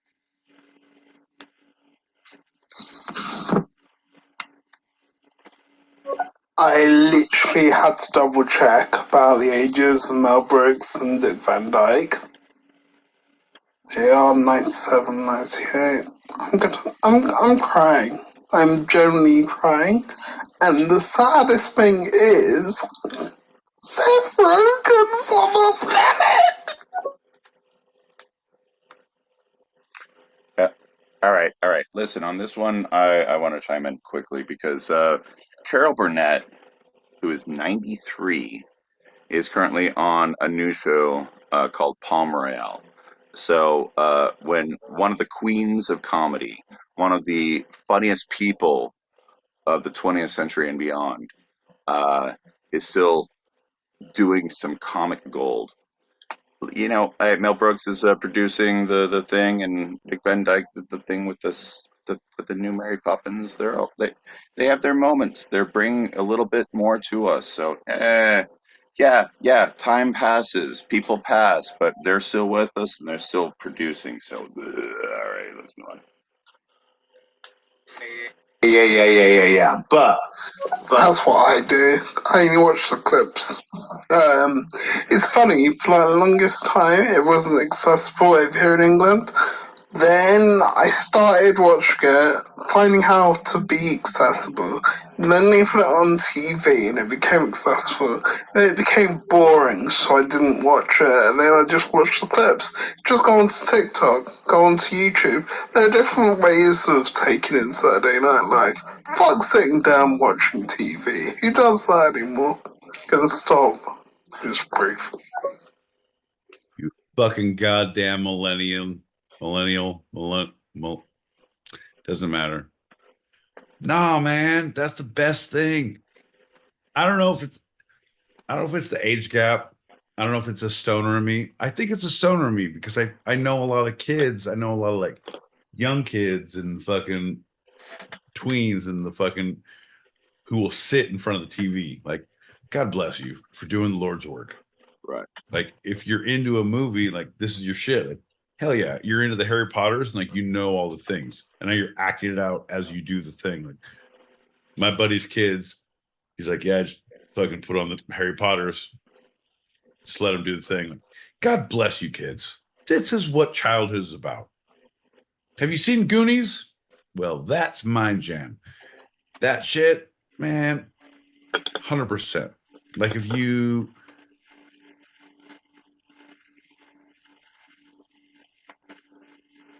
nope, coming in hot, didn't have a real fucking goal in mind. Nope. Welcome back, my boy Pete. Hey, what are you guys doing? What are you guys doing here? Hey, what are you guys doing? You guys want to fucking talk about some shit and fucking pop some packets? What are you guys gonna do? Oh, some packets. I'm gonna pop them. Is it cool? Is it cool? Is it cool? I'll pop them. John. I'll pop these packets. Turn your stereo into the thing so people can hear the thing. Yeah? Good boy. Fucking man about town. Oh, shit. Your friend of mine, County McShitballs. Hola, ¿cómo están todos hoy esta noche? Hola, que la están pasando bien, ¿eh? Saludos. So yes. All right, so for all the listeners out there that might have been a little bit of a hard intro. No one sees what I see. You know, like, County McShitballs. Like, and then I just play fucking your friend of mine who just fucking speaks some Spanish at us. Like a great promo. Like, are you fucking hating on? Shh. Let me try it again without the fucking intro. Bro, change your name so I don't have to say the words out loud. This is your doing. You're ruining the show. And all right, John, let's play some messages, pop some packets. We got your friend and mine, Mr. McBalls. Nope, that doesn't work either. This fucking guy. Nope. Why am I worried about? I say the worst things in the world, and I say like, oh, it's cunty. That's the word. That's why I'm so. It hurts my feelings that you're not here to help me out, but it also gives me inspiration that you're still here, that I can see you. So anyone who's listening live can click above the link and see us on YouTube, where John is about, he's trying to take his break between shows, between acts. He likes to see a man drowned. So in this scenario, John is Phil Collins watching a man drowned. I can see it coming in the air tonight. Isn't that the song? Isn't that it, John? I don't know, John. Anyway, shh, quiet. Hola, ¿cómo están todos hoy esta noche? Hola, que la están pasando bien, ¿eh? Saludos. So yes. Ladies and gentlemen, welcome to the Two-Sided Podcast. Please keep your arms and legs inside the podcast as we move along through the stupidity. Show your ass. That was a translation that I heard. John, correct me if I'm wrong. I may be no scholar, but I'm pretty sure about my linguistic abilities. I'm a cunning linguist. John, shut your fucking mouth. Well, no. I'm going to answer that one. We're doing all right. We're doing okay. And thanks for asking, and good to see you too. All right, move on. Yes. Also, please refer to the stock pictures on the Two-Sided Pod website. Show your ass, see the stock photos. We can't do it every time, John. We have to refer people to the fucking, scan the QR code to see the ass. Like, we can't do it every time. We'd be just fucking showing our ass every time they fucking say it. It'd be like doing shots every time Dub says, take a shot. Crazy town. You're right. We should do a shot. I'm going to pour one and pop some packets. I'm going to play this. Shh. Quiet little ginger, don't say a word. My boy Pete's. The through line is three things that are certainly going to end very grim, if you know what I mean. Oh, yeah. Okay, see, he like we're. Well, I've been a fan of yours for about 2 years. Yes, it does. You guys are so unbearable. You made me want to opt for a root canal. Yes! Ladies and gentlemen, boys and girls, my work here is done. If you have felt the pain that only one can feel from a root canal or childbirth with no epidural, welcome to Tuesday. Did I just fucking throw in epidural before I try to pitch a show? That's fine. Many people throw in epidurals. John, okay, hear me out, right? Okay. Hear me out.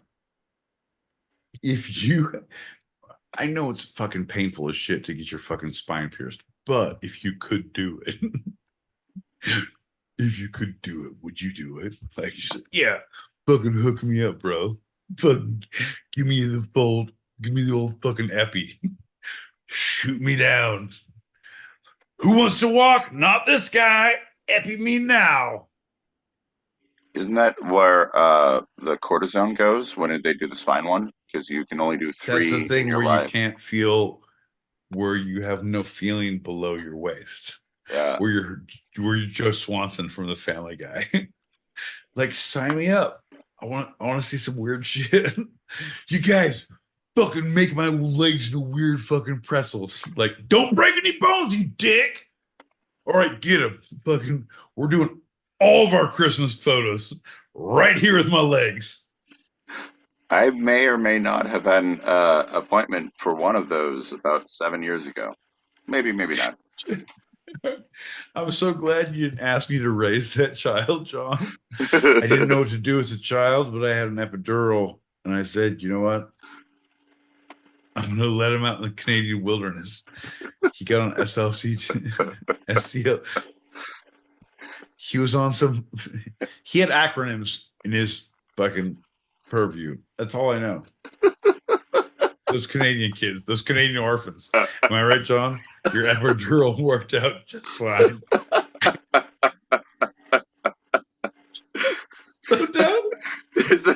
There's a clip going around the tickety talks of John Candy calling Joe Flaherty out. Oh, we got to go to Toronto. No, I got a surgery to do. Oh, have someone cover for you. We got to go to Toronto. But are there jobs there? Oh, there'll be plenty of jobs. Like those for me for lawyering, those for you for surgery. Come on, they even have roads. Come on. Oh, can you cover me?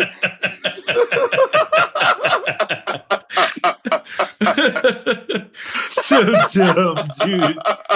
So it's the commitment, man. Bro, if you watch, my favorite thing right now has been there's a new podcast. There's only 2 episodes in. It's The Lonely Island and Seth Meyers, and they go through. It's The Lonely Island, so it's Andy Samberg, Yaz, right, and fucking I'm such a piece of shit. I've listened to 2 episodes and like, I don't even know their fucking names. It's Andy Samberg and his friends. And Seth Meyers, like, I'm a fucking asshole. Wait, what's the name of the podcast though?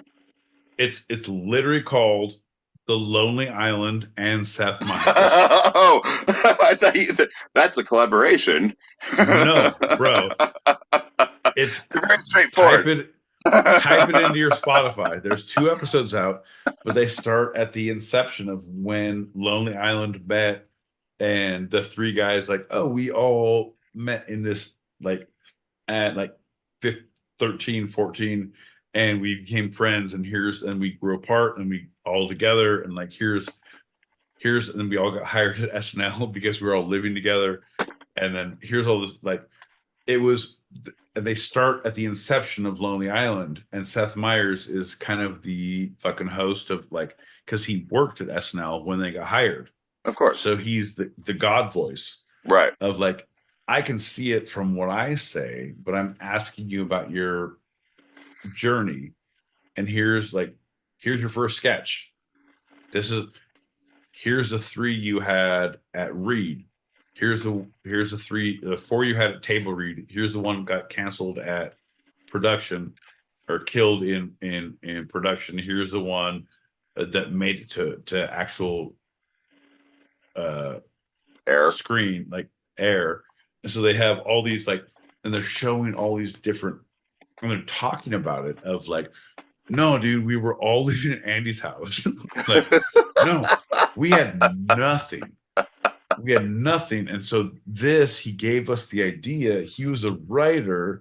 And so all of your like lettuce of the first short they did, and it made me so happy to go like, it's a good fucking podcast because these guys have good fucking content, and to see how it was created, it was like 2 guys sitting on a stoop, black and white, with like dramatic music. It's like, man, I'm so sorry.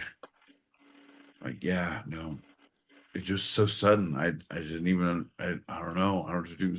Does it ever get easier? It's like, no. I mean, day by day, and it's just like real, like fucking dramatic black and white close ups, like, and it's just like day by day, and he just like pulls up a full head of lettuce. It's like, yeah, I don't know. And then they have this conversation about death, of losing someone as they're eating fucking heads of lettuce. And then it pans out, and it's like lettuce for every occasion. And it's like from the Lettuce Corporation. And in the back is the background. Yara is one from the Lonely Island. The guy is like, he just fucking walking down the street eating lettuce. So it's in a world that eating lettuce is a normal thing. Just fucking eating heads of lettuce, bro. It's so good. It's so good. So dumb. Anyway, I'm gonna play some messages. Well, 1 is the loneliest island that you ever do. 2-sided can be as lonely as 1 with some either. It's the loneliest of the 2-sided pod. I don't know. I lost it after a bit, but the first part was good. All right, pop those. I gotta go. I gotta do my thing. Come on. You're messing me up over here. No, I said that 9 times. Just turn your thing into a thing and walk away. But I want to listen to these. It's good people. Like the Jules and the nuts. We'd all have a jolly nice Christmas. That's all I'm saying. Did you plug in so everyone could hear that, John? You did good. And if ifs and buts were crisps and nuts, we'd all have a jolly nice Christmas. Damn straight. Well, happy Kwanzaa to you, John. Tell you the story of right hand, left hand. It's a tale of good and evil. Hey. Here it comes. It was with this hand that Cain iced his brother. Love. These 5 fingers, they go straight to the soul of man. The right hand, the hand of love. New Jack City, here we go. The story of life is this. Static. One hand is always fighting the other hand. Am I my brother's keeper? Yes, I am. Oof, oof, oof. Also, just a callback. Could you tell my dog to sit up on bed? Yeah, it's a she. Her name's Julie. That's it. Yeah. Put that in your mind movie, John. Wait for it. How y'all doing tonight? Here we go. Yep. Yeah. Hope you're having a great night. Yes, sir. Oh, yes.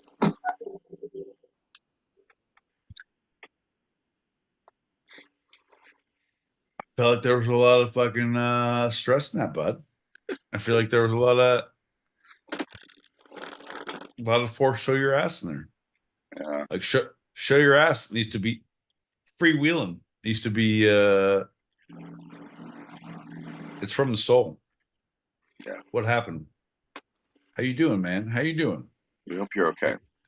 No. Like, yeah, we hope you're okay for sure, bud. But I feel like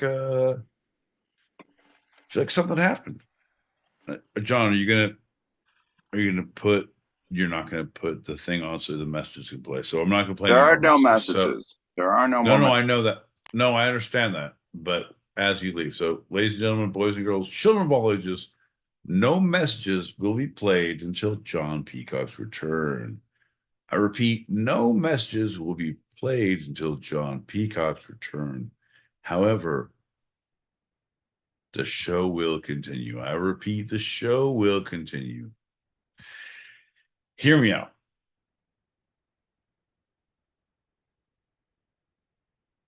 No, don't even hear me out. There's no reason to. Bro, but what happened? What's going on? This is a time when John is not around where we solve problems. This is called the two-sided problem solving situation. What situation? This problem solving situation.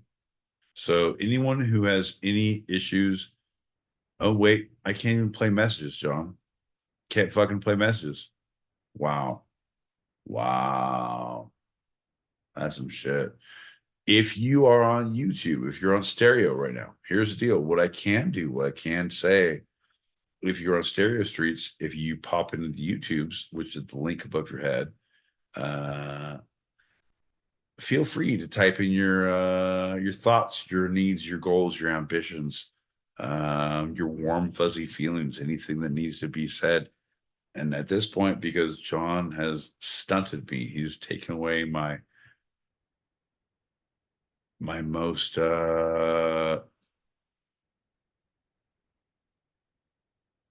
coveted weapon of choice, the silver-tongued liar shall not sting again. But I digress. So if you're here, you can pop in here and throw us on the YouTube. So no, doesn't make any sense. No. Wow. Fair enough, folks. Let's just go through. You and I, as a people, as a community, right? We're stronger than one of us. We're dumber than all of us. Let's get together and figure this out. So all right, so we have right now our first question on the YouTube is from Julie Prunes, is dear two-sided problem solver, what's the best cure for constipation?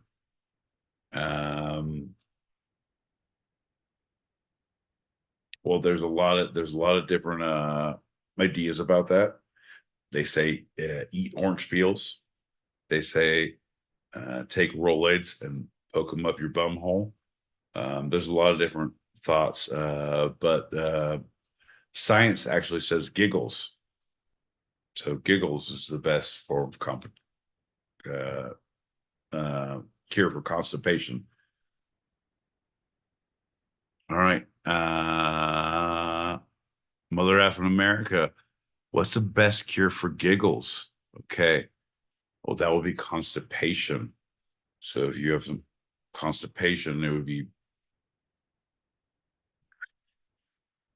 cure you right up and make you cry because you've seen the face of true demons.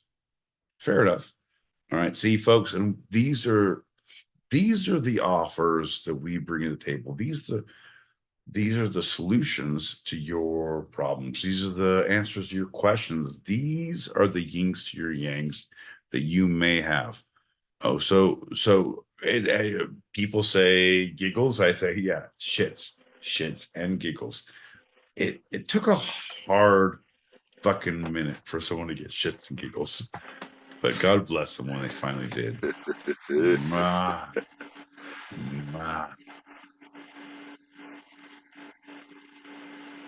Hi. Look, John's back. Hey, everybody. I come back from a pit of pimps and whores. Bear with me, I'm making this shit up as I go.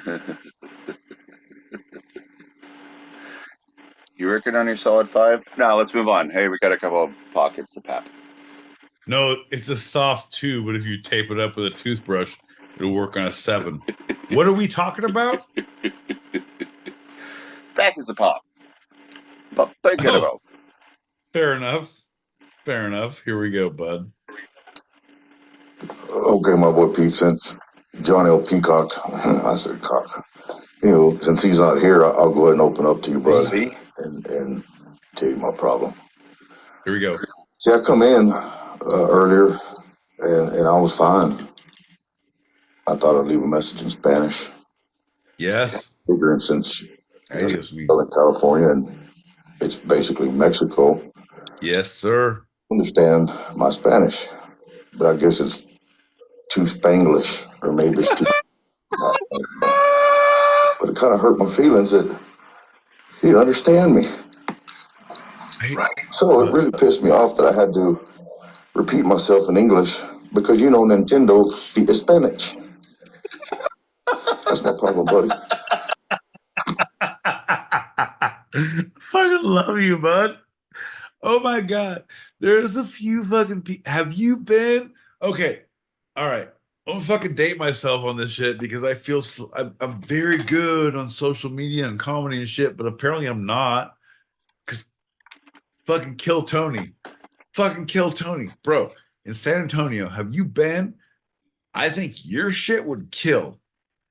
I want to go to San Antonio to like fucking just gonna stay here for a week and get 2 shots at going. And if I don't, I get drunk at a bar with a lot of great people and see a fucking amazing show. Tell me that's not a fucking amazing time. Cunty, I'm telling you, bud. Bro, I'm saying you need to go. You're so close. You're fucking so close. We didn't build this wall for nothing. Huh? What? The wall of comedy. That's why I said we're doing great this evening. Thanks for asking and checking on how you are. Because some of us understand a little bit of Spanish. There might be. Adios mio. Shit, this guy. But Pete, what you really mean is all for shiggles. Shits and giggles. It's just shiggles. All for shiggles. It's like shingles, but they're not as painful. And they don't come from chicken pox? Yeah, and you don't have to get a roofer to fucking install them. Just a roofie. Oh, that's how you usually get them.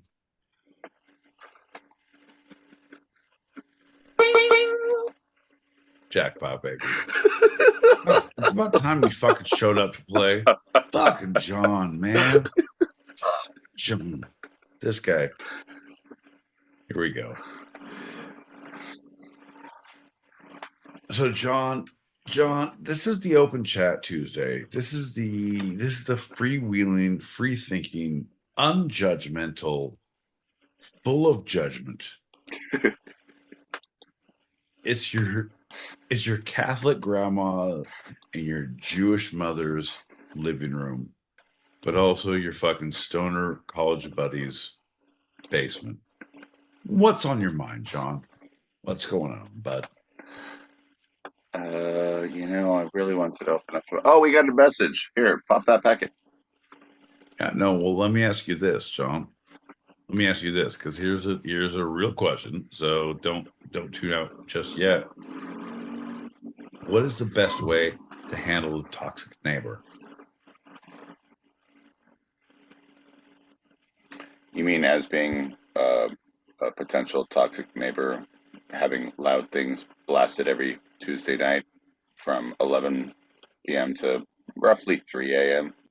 as we're going on 1:30 right now? Is that the question you're asking, or just in general?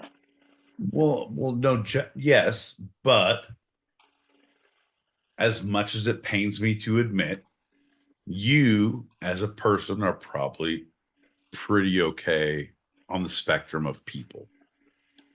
I won't admit that in a court of law, John. I stick to my guns when it comes to the fucking police reports. I'm like, I don't know this fucking guy. Fucking gingers, I don't associate. It's for my own well-being, John. I think you're going to be okay, but I'm not going to get involved. But I'm saying, as a person, I know you're a good person. If you have a toxic neighbor, if you have a piece of shit neighbor who's fucking your world up, who fucking playing loud music, won't make eye contact, won't talk to you, fucking making the weird, like, people coming and going all the time. Let me ask you this. Let's narrow it down. I'm not going to give you a free will to respond because I feel like you're going to respond poorly. So let's just narrow it down. So would you respond aggressively with banging on doors and yelling at people and calling the police and noise ordinance issues? Would you try to befriend the people, knock on the door at 2 a.m., 3 a.m., 4 a.m., over and over and over? Would you not say anything, put your earplugs in, and try to drink yourself to sleep?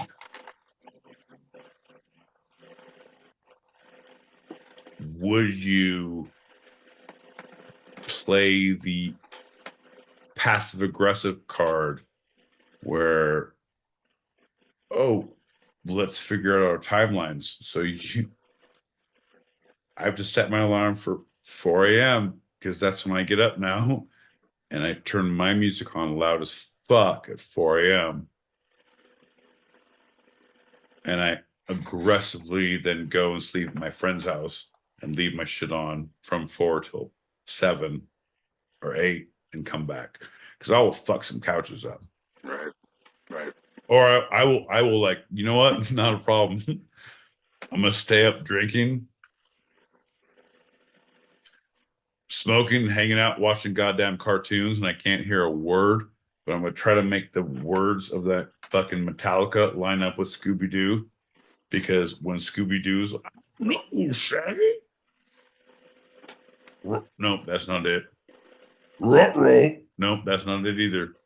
John, we're too far gone in the green room. No. Make a don't lose it. Cartoon. Yeah. Line up with a fucking musical song. Yeah. The fucking best thing ever. It's my favorite thing ever. Granted, you have to be pretty fucked up to make that time to make that happen. Hear me out. If you're in a dispute with the neighbors, no better time. I'm just gonna wake up and smoke some weed and drink for the next 3 hours and try to make Scooby-Doo fucking speak master of puppets. Why you're hearing it over and over again is because this is my job. Sorry. Right. Don't be so self-centered. Of course, I'm not This is doing this because bullshit. of you. No, I'm a content producer. This Yeah. is what I do. Yeah. If you don't like it, well, I could do it at a different time. If you could do your shit at a different time, we could all work together. But if not, I can't sleep. You can't sleep. We can't sleep. Shamalama ding dong. Who put the science in the science? Bop a lop. Who put the podcast in the two-sided Tuesdays? Go ahead. I have a couple thoughts. The retaliation, up until you mentioned this ingenious thing of seeming like this is your work and you have to do it at this time, that's great. That's the most sensible. That being said, something that That's passive aggressive. That's passive aggressive, though. But it's So, safe. But no, it's safe but passive aggressive. It's no. What? All Okay. passive aggressive. All passive aggressive is safe, but do you address your problems head on, or do you not? So And an original how thought. do you do it, or you not? Was two things. One, yeah, screw it, call the Pope. I know how long it's been. That sucks, but you know you don't want to be that person, but they won't know. Two, the more fun one is instead of like blasting things at 4 a.m., you actually learn to play the trumpet and you play revelry at sunrise every single day. And it's a trumpet, and that's not a noise ordinance thing because it's not amplified sound. It is an instrument. And so you cannot legally be held accessible. And they'll be like, why are you doing that? It's like, it's revelry. You're supposed to do that on sunrise. Sorry, it's a thing. But hear me out. Hear me out. The problem is because that is now an aggressive form because now you have to commit. You are succumbing to, I have to get up at 4:30 a.m. every day. Fucking the tongue, the tip of the lips, the tongue, the teeth, the tip of the lips. Blah, blah, blah. Red leather, yellow leather. Umbature. Yeah. Sibilance. You're doing all the fucking tongue and mouth exercises. You don't want to fucking do that, John. You don't want to fucking do that, bud. I wouldn't be getting up at 4, but you wouldn't want to do that. No, you don't want to do that fucking shit, bud. Let me just give a little fucking if you want to go aggressively passive or passively aggressive, as I like to call it, what you do anytime you leave the house, at any point, just fucking take some broccoli or some fucking fish and microwave for 10 minutes and leave the house. Just fucking leave the house with microwave broccoli. Everything smells like farts on your entire floor. Wrecks their entire, like, everything smells like farts. Yeah, motherfucker. So you stop playing those goddamn tunes, I will fart in your mouth. Like, what? I'm like, sorry.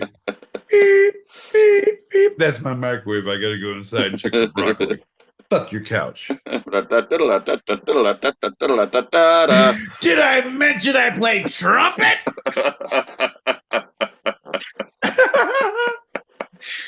That, folks, is how you deal with a toxic neighbor. I'm glad you guys all tuned in. I'm glad you all showed up. I'm glad you all fucking bought the ticket, took the fucking ride. It's about time someone shows up to the fucking party.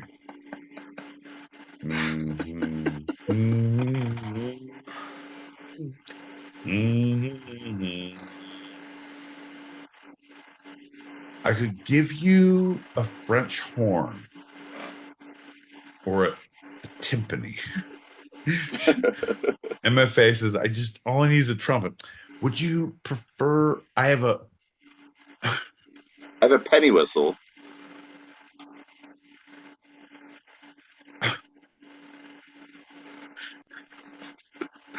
You didn't expect that one, did you?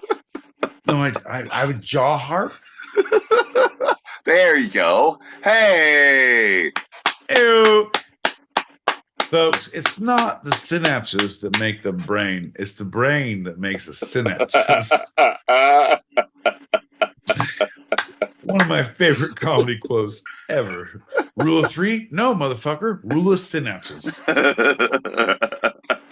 John, that's a great fucking joke. Write that down. I'm using that in my set after I fucking drink myself to oblivion. As soon as I Yourself too? As soon as I lose my way. Yep. What are you gonna say? All right, throw that away. Sucks. Didgeridoo. Why didn't I say didgeridoo? She's so right. Jaw. Penny whistle. Didgeridoo. Jaw harp. Fucking kazoo. Alabama, Tennessee. Take a look. I'm drunk as me. Come on, John. You know the rest of the words. Beep, beep, beep, beep, beep, beep, Hum. beep. Oh.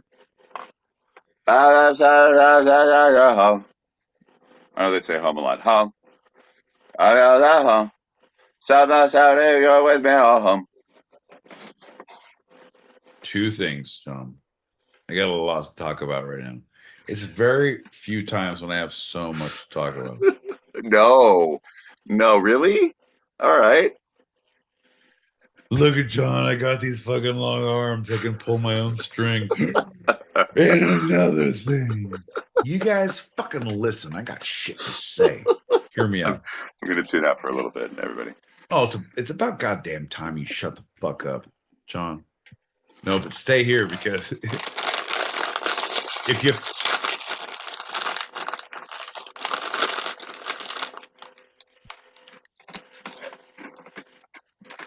You're a fucking asshole. You're a fucking asshole. Like, that's the worst.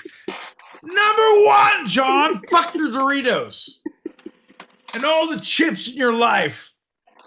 Number two, why does a fucking ginger eat so loud? I've studied them fucking near and far, local and abroad. They're all fucking loud as fuck. None of them shall be trusted.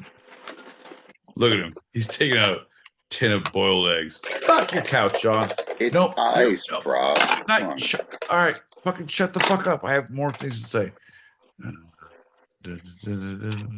Yeah, no. You know what? And buffet? Fuck your couch. Recorders or no. Wait, no. Sorry. MFA, your couch is fine. Julie Prunes? Fuck your couch. Recorders are awesome. I spent my goddamn college years at a Renaissance fair playing the goddamn fife and lute. No, that's not true. That was in a revolutionary band. It was. I played a recorder. Doesn't matter. Anyway, awesome. Super awesome. A real lady getter. Whole thing was you had to get their bustles and their corsets off their bum roll. All right, shout out to anyone who knows what a bum roll is from the Renaissance fucking crew. Fuck yeah, John. Deep cuts. Don't give a fuck. Hear me out. Can you imagine playing taps at 6 a.m. every morning? Yeah, I can. That's what I do. Taps is different than revelry. Holy crap. $100% because it's the death of my sleep. That's right. I'm waking up and things have died. All of my goals, dreams, ambitions that I have dreamed about in the last 8 hours. Well, 6 if I've been drinking. It's been a Tuesday night. I'm fucked. Fuck your penny whistle. Nope.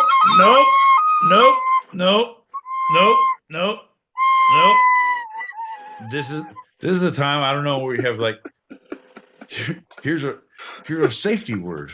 Banana. No. Fucking no. Telluride. You're not even.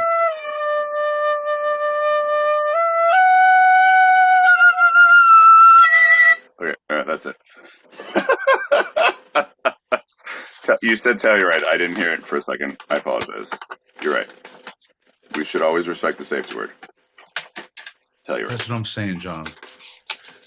If we don't have safety words, what kind of a production company are we?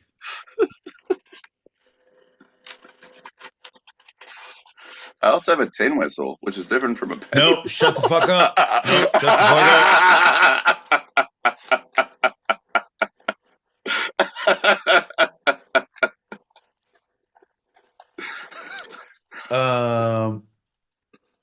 So hear me out. Hear me out, John.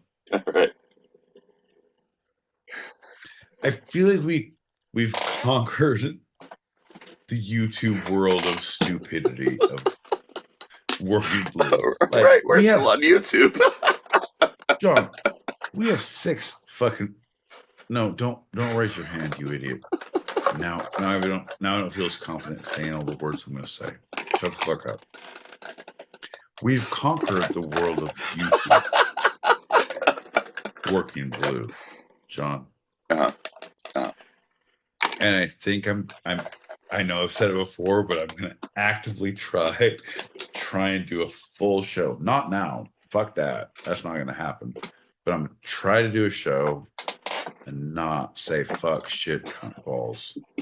Any of the fucking good ones.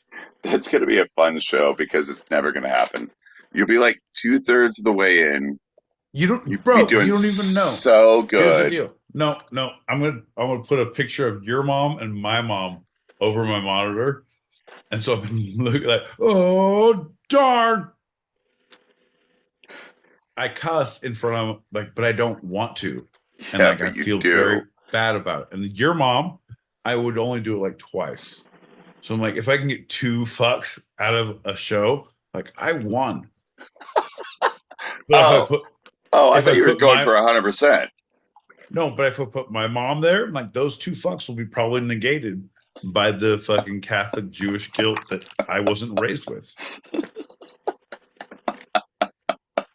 What do you think about that, John?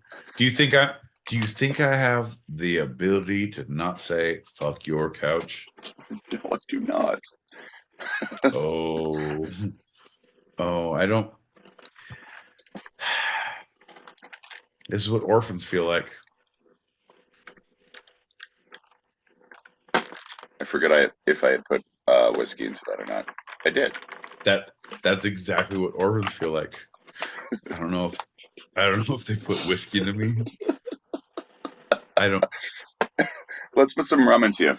Here's a shot for you, my boy Pete. Shut up and drink your rum. I would prefer gin if there was any way to. Fair enough. We drinking it? Jesus Christ. Fuck, all my ice is melted. All my ice is melted. Drinking fucking warm booze. Cheers, bud. Cheers. A cow.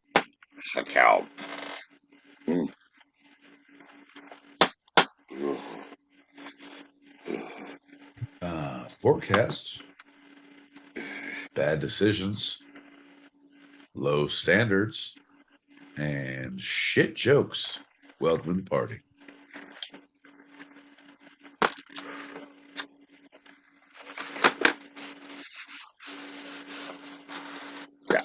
Sorry.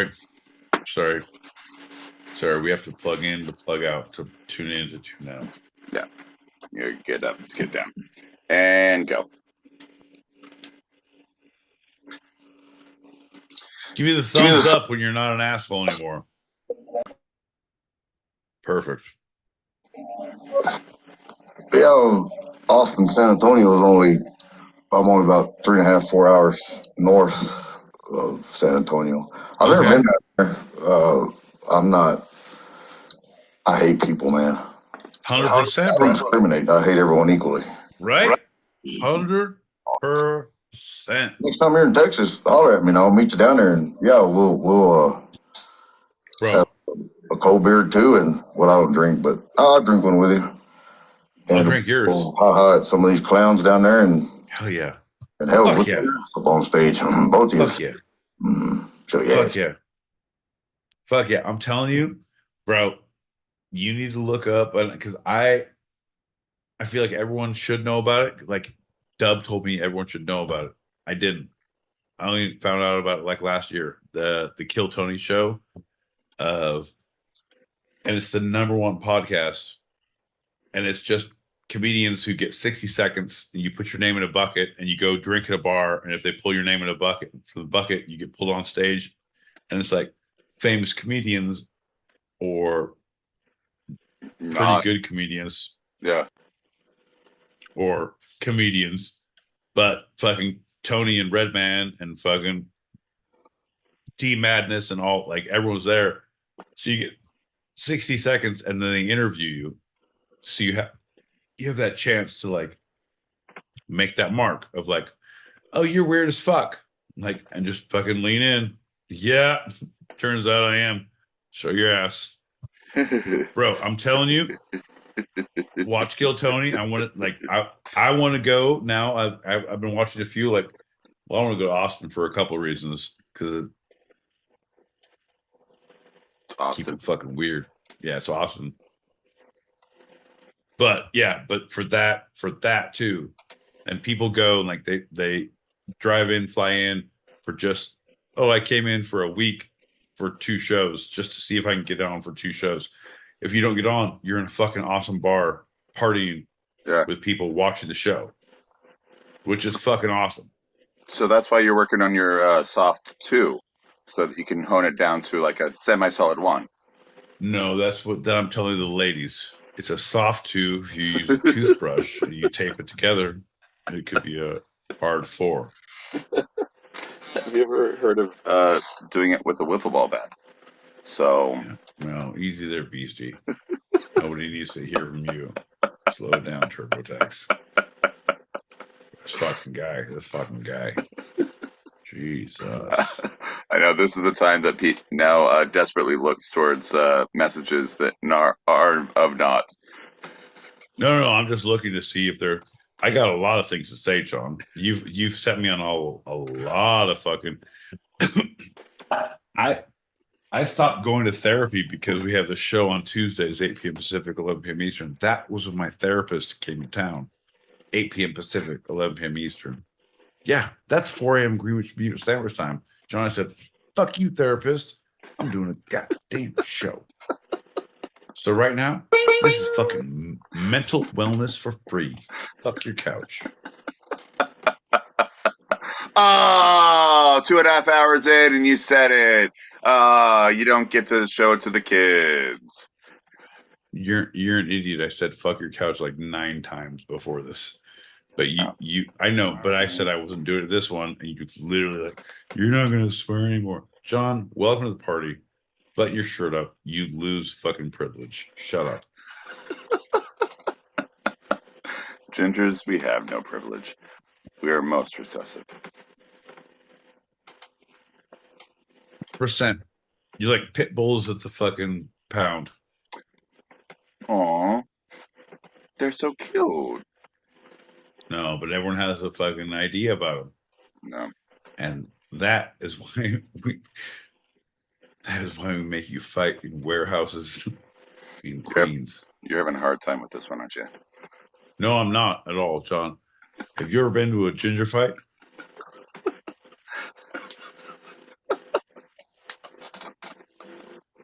It's free, John. You make a lot of money. My ginger's strong. Look at him. Look at him over there. Fucking eating popcorn off the floor. Fucking stupid fuck. Look. He doesn't give a fuck. Well, my ginger's fucking eating gravel. Your ginger's gonna have a fucking full belly of gravel. He's never gonna be able to fight my ginger full of floor popcorn. And fight! It's not you, John. It's the ginger, you. Yeah, I saw the Aberration Ivy music video where they round up all the gingers and they blow them up in the desert. Sure.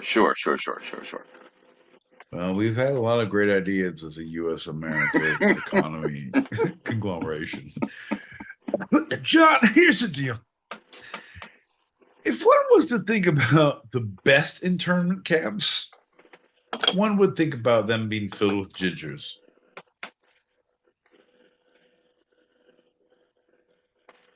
We have ways of making you admit your roots. See, Go on. John, it's a follicle joke. You're saying some of the gingers you rounded up are actually they're dyeing their hair? The roots? Yeah, we can't trust them all, John. That's why we got to round them all up. Sinister. Sinister. It's just like the lefties. No. Bozo, he's going into fucking Krusty. You're in. Ronald? Oh, and McDonald. 100%. We brought Grimace just to be sure that he could fucking stitch on his bud, John. Robble, if you know what I mean. What about Opie? No, he's clear. He's good. He's an informant.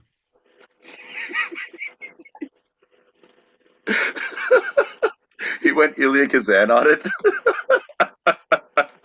Hold on. You don't know when to hold him, no one to fold him. No one to walk away, no one this Grimace is done. I was just listening to the law.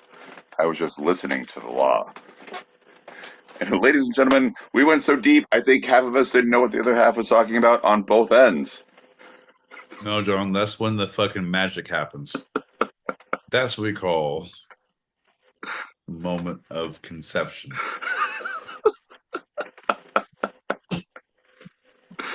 You get it now, John, don't you? I've been leading you down this path for so long so you can see the light. It's so primrose. Giddy up, bud. We're going to need you at the end of it. You're lagging behind. I know. You're reading now.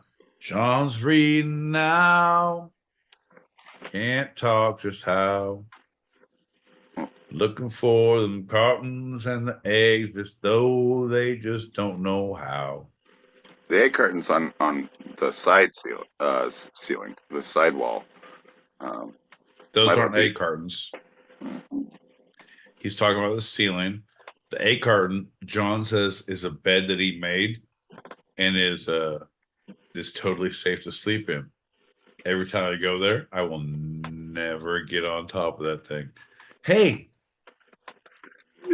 when you think of fucking skills of fucking tool conglomeration, would John put a thing together correctly? Fuck no.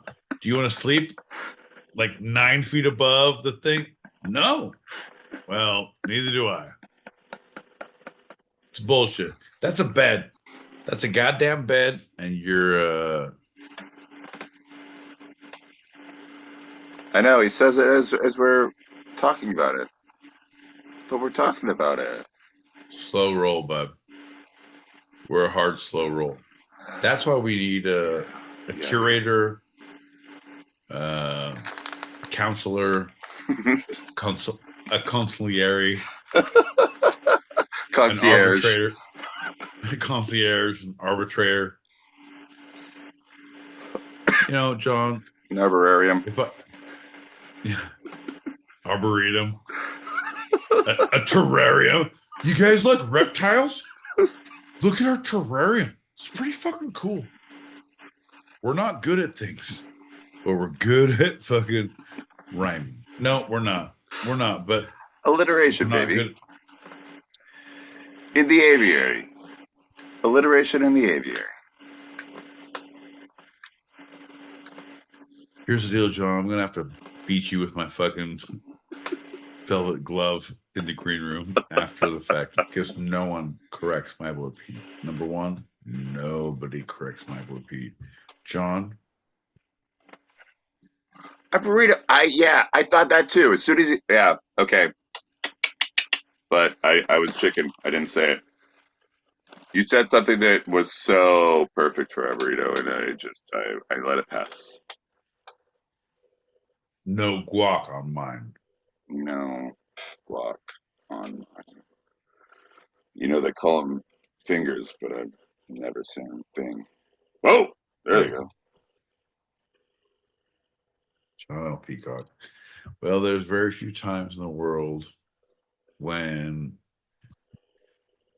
one man comes to a point in life when he questions the existence of another man's reason for being here.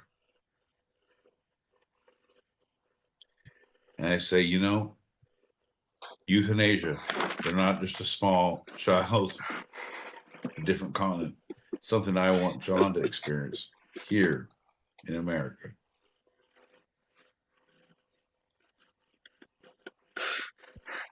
Cheers, Pete. Oh wait, no, I don't Thanks, have bud. anything in there.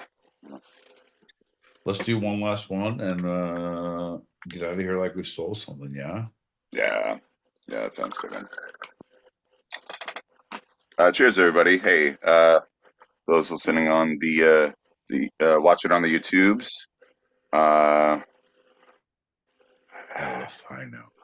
Elefino.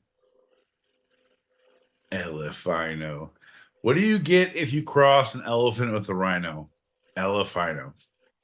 Fucking Tejano. This guy. I think there's a helicopter in there somewhere. No, I want to drink beers around this guy. He doesn't drink, but I want to be drunk around you. You know what? You eat tacos. I know you eat tacos. I want to be drunk and eat tacos around you, with you. Eat tacos with you and fucking be drunk around you. Yeah. I brought my own drunk with me. It's been inside me the whole time, bud. Fuck yeah, my man. And if you can't deal with drinking in front of you, we'll do it in secret. That's fine. Exactly. Shh. Quiet. Man, I grew up in a Christian fucking household. I know how to keep smokes and drinks away from everybody. I got fucked up for a while. Woo! Thanks, Christianity. I can keep a secret. Achoo! That seems weird. I can keep a secret. Well, you didn't say thanks Catholicism. That's the difference. Ah, no one touched me. Fuck, shit. No, seems fucking aggressive. Anyway, fucking let's drink.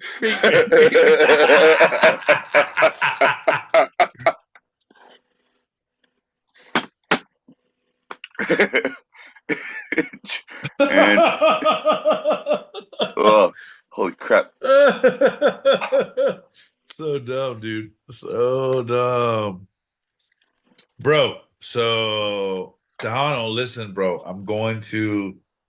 You'll appreciate this. I hope you'll appreciate this. I'm super excited. I'm going, and this is a good thing for anyone in the foundation, anyone listening and I'm going away the last week of June, the Tuesday of the last week of June, whatever that is. I'm fucking on vacation, bitches. I'm going to La Paz, Mexico. I'm flying down to Cabo with some buddies. We're renting a car. Everyone's like, you shouldn't rent a car. Fuck you. We can do what we want. Rent a goddamn car. We rented a car.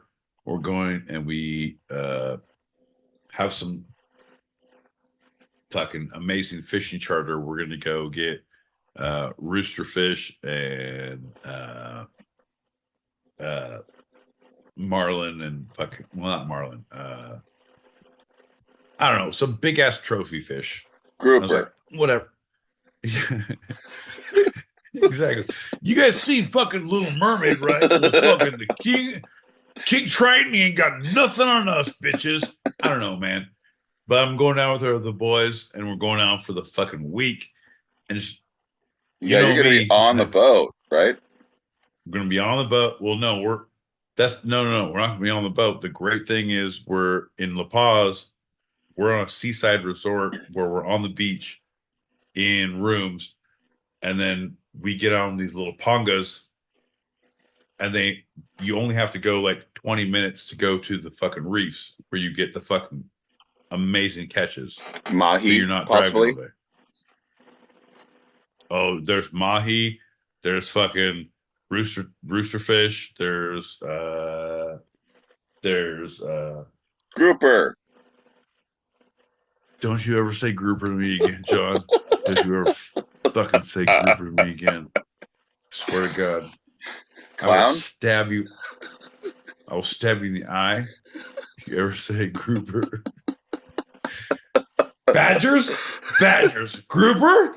It was, but bro, if you look up on YouTube, there's a fucking there's a fishing trip that I was in Colorado at some fucking resort with my buddy, and on the way back from the trip, we're fucking should have been driving, should not have been driving, and watching fucking a YouTube video on his fucking dash. It's like, fucking La Paz, look at this shit. It's like, that's pretty good. It's like, we should go there. We should. It's like, we'll go. And like 2 months later, it's like, fucking here's the fucking, we'll go in July. Okay. So it didn't happen. Wait, there's a YouTube video of you watching a YouTube video while you're driving when you shouldn't have been driving? Is that what you just said? No, John. I was driving. I was passengering when we should not have been driving. Watching a YouTube video in the car,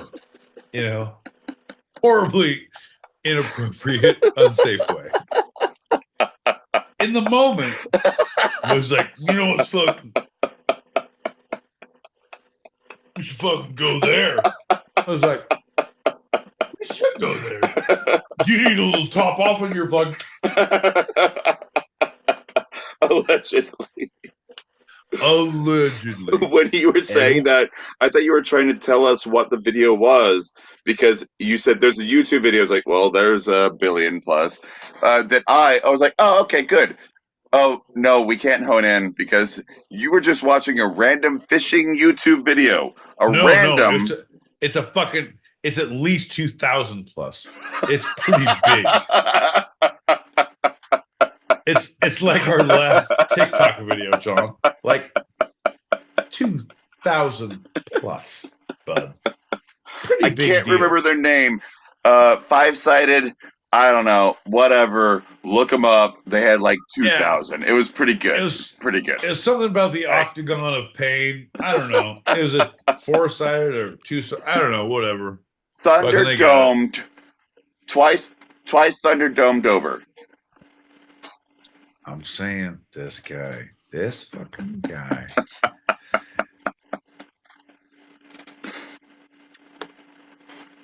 I think we might go fishing. No, I'm going, but I'm looking at all these fucking support videos. I'm like, yeah, I'm going to do that. I like that. I like those gift cards. Big fan of that. So, my boy Pete, are you able to do the show on that day? No, that is what I'm saying to you is that Tuesday, I am not doing the show because I fly that day to Mexico, and I will be in the airport and then in an Airbnb in Cabo that day. So that day we are taking it. This is our third mea culpa in 3 years. I feel like we deserve one, John. Go out, get yourself a drink, buy yourself something nice. Fucking put your feet up, bud. You deserve it. I may grab a guest host. I may not. I don't know. I'm still thinking about that. I'm a workaholic. I truly think you should. I kind of think you should, because if you do and the show is going, I would possibly tune in for 2 minutes if I could, like, pay the fucking $5 a minute in Mexico to jump in, like, what's up, bitches? Fucking about to get with the fucking Mexican mafia.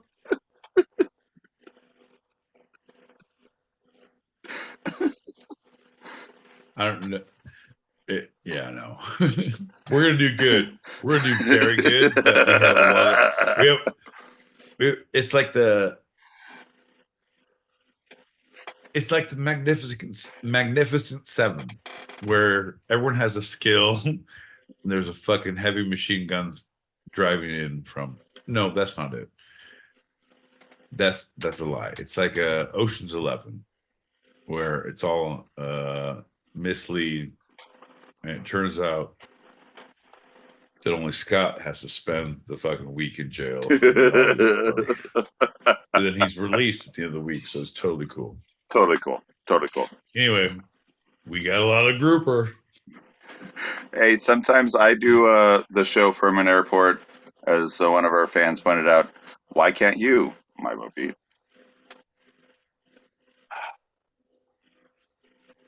No, I could do it from an airport, but I will not be in an airport. I will be, at that point, I will be collectively arrived with every one of the homies will have arrived, and we will be at the Airbnb at that point, or drinking aggressively in a fucking shady bar. Like something that I will need my wits about me, and I'm like, you know what? Just now, peacock, fuck your couch. Like that is not a way to make international relations work well.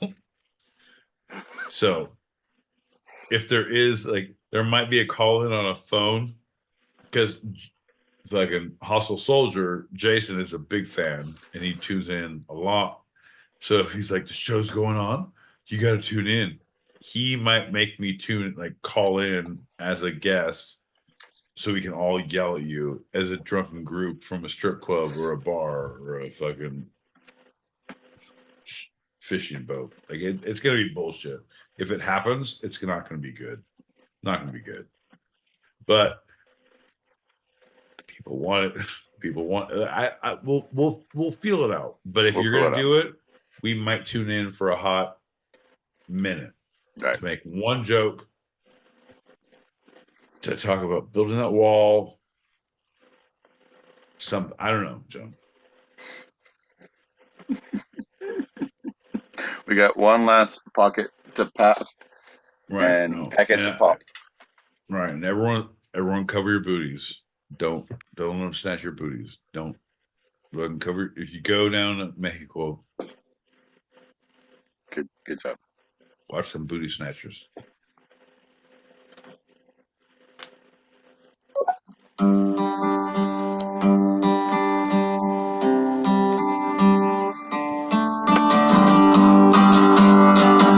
Welcome everybody to Radio.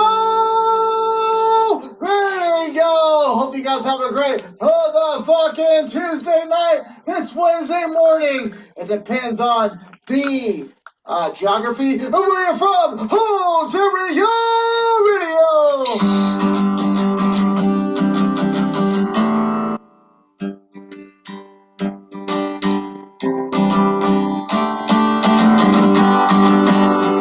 Have a great motherfucking night right here on the Radio. So take the good friends and the shots from in your mind. Hang them on your shots and take them all behind. Memories of all things that there's a time. Come on, John, you know those words. It's just a cold. It's a fly fruit. Time. It's something unpredictable, but innocent, it's right. I hope you had the time of your life. I survived. Yeah. Exactly, John. Parody law strikes again. Nobody can sue us. Fuck your couch. Apparently, we look better as avatars right now, so maybe we should call it quits. Have one more shot, just for the stuff in the giggles, as people said earlier. Jesus Christ, John. Okay. I got shit to do in the morning. Fuck.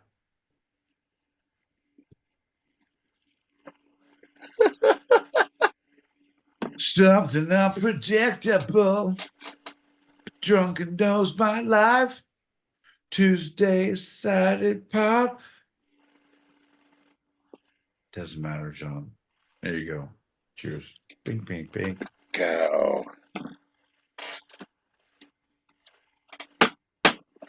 Minimum wage, yo.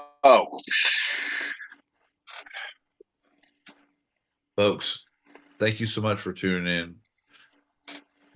We apologize for all the technical difficulties from our co-host and his dancing and his shirt and all the squinting and slurring that my boy Pete has done. May God have mercy on our souls. But if you don't mind that bullshit, we'll be here next Tuesday, 8 p.m. Pacific, 11 p.m. Eastern. That's 4 a.m. Greenwich Mean Sandwich time across the pond. If you can't catch us live then, well, shit, you can catch us in any of the social medias, the stereo. Nope, that's not the one. The Spotify, the Apple Pod, the Amazon, the Instagram. Our handle is at Two-Sided Pod. All together now. At Two-Sided Pod. All together now. At Two-Sided Pod. All lowercase, no underscores. You're welcome for listening. We got one more from your friend and mine. Hey, whoa. Show your ass. Folks, that's been our show. Yeah. Thank you so much for tuning in. Remember, show your ass.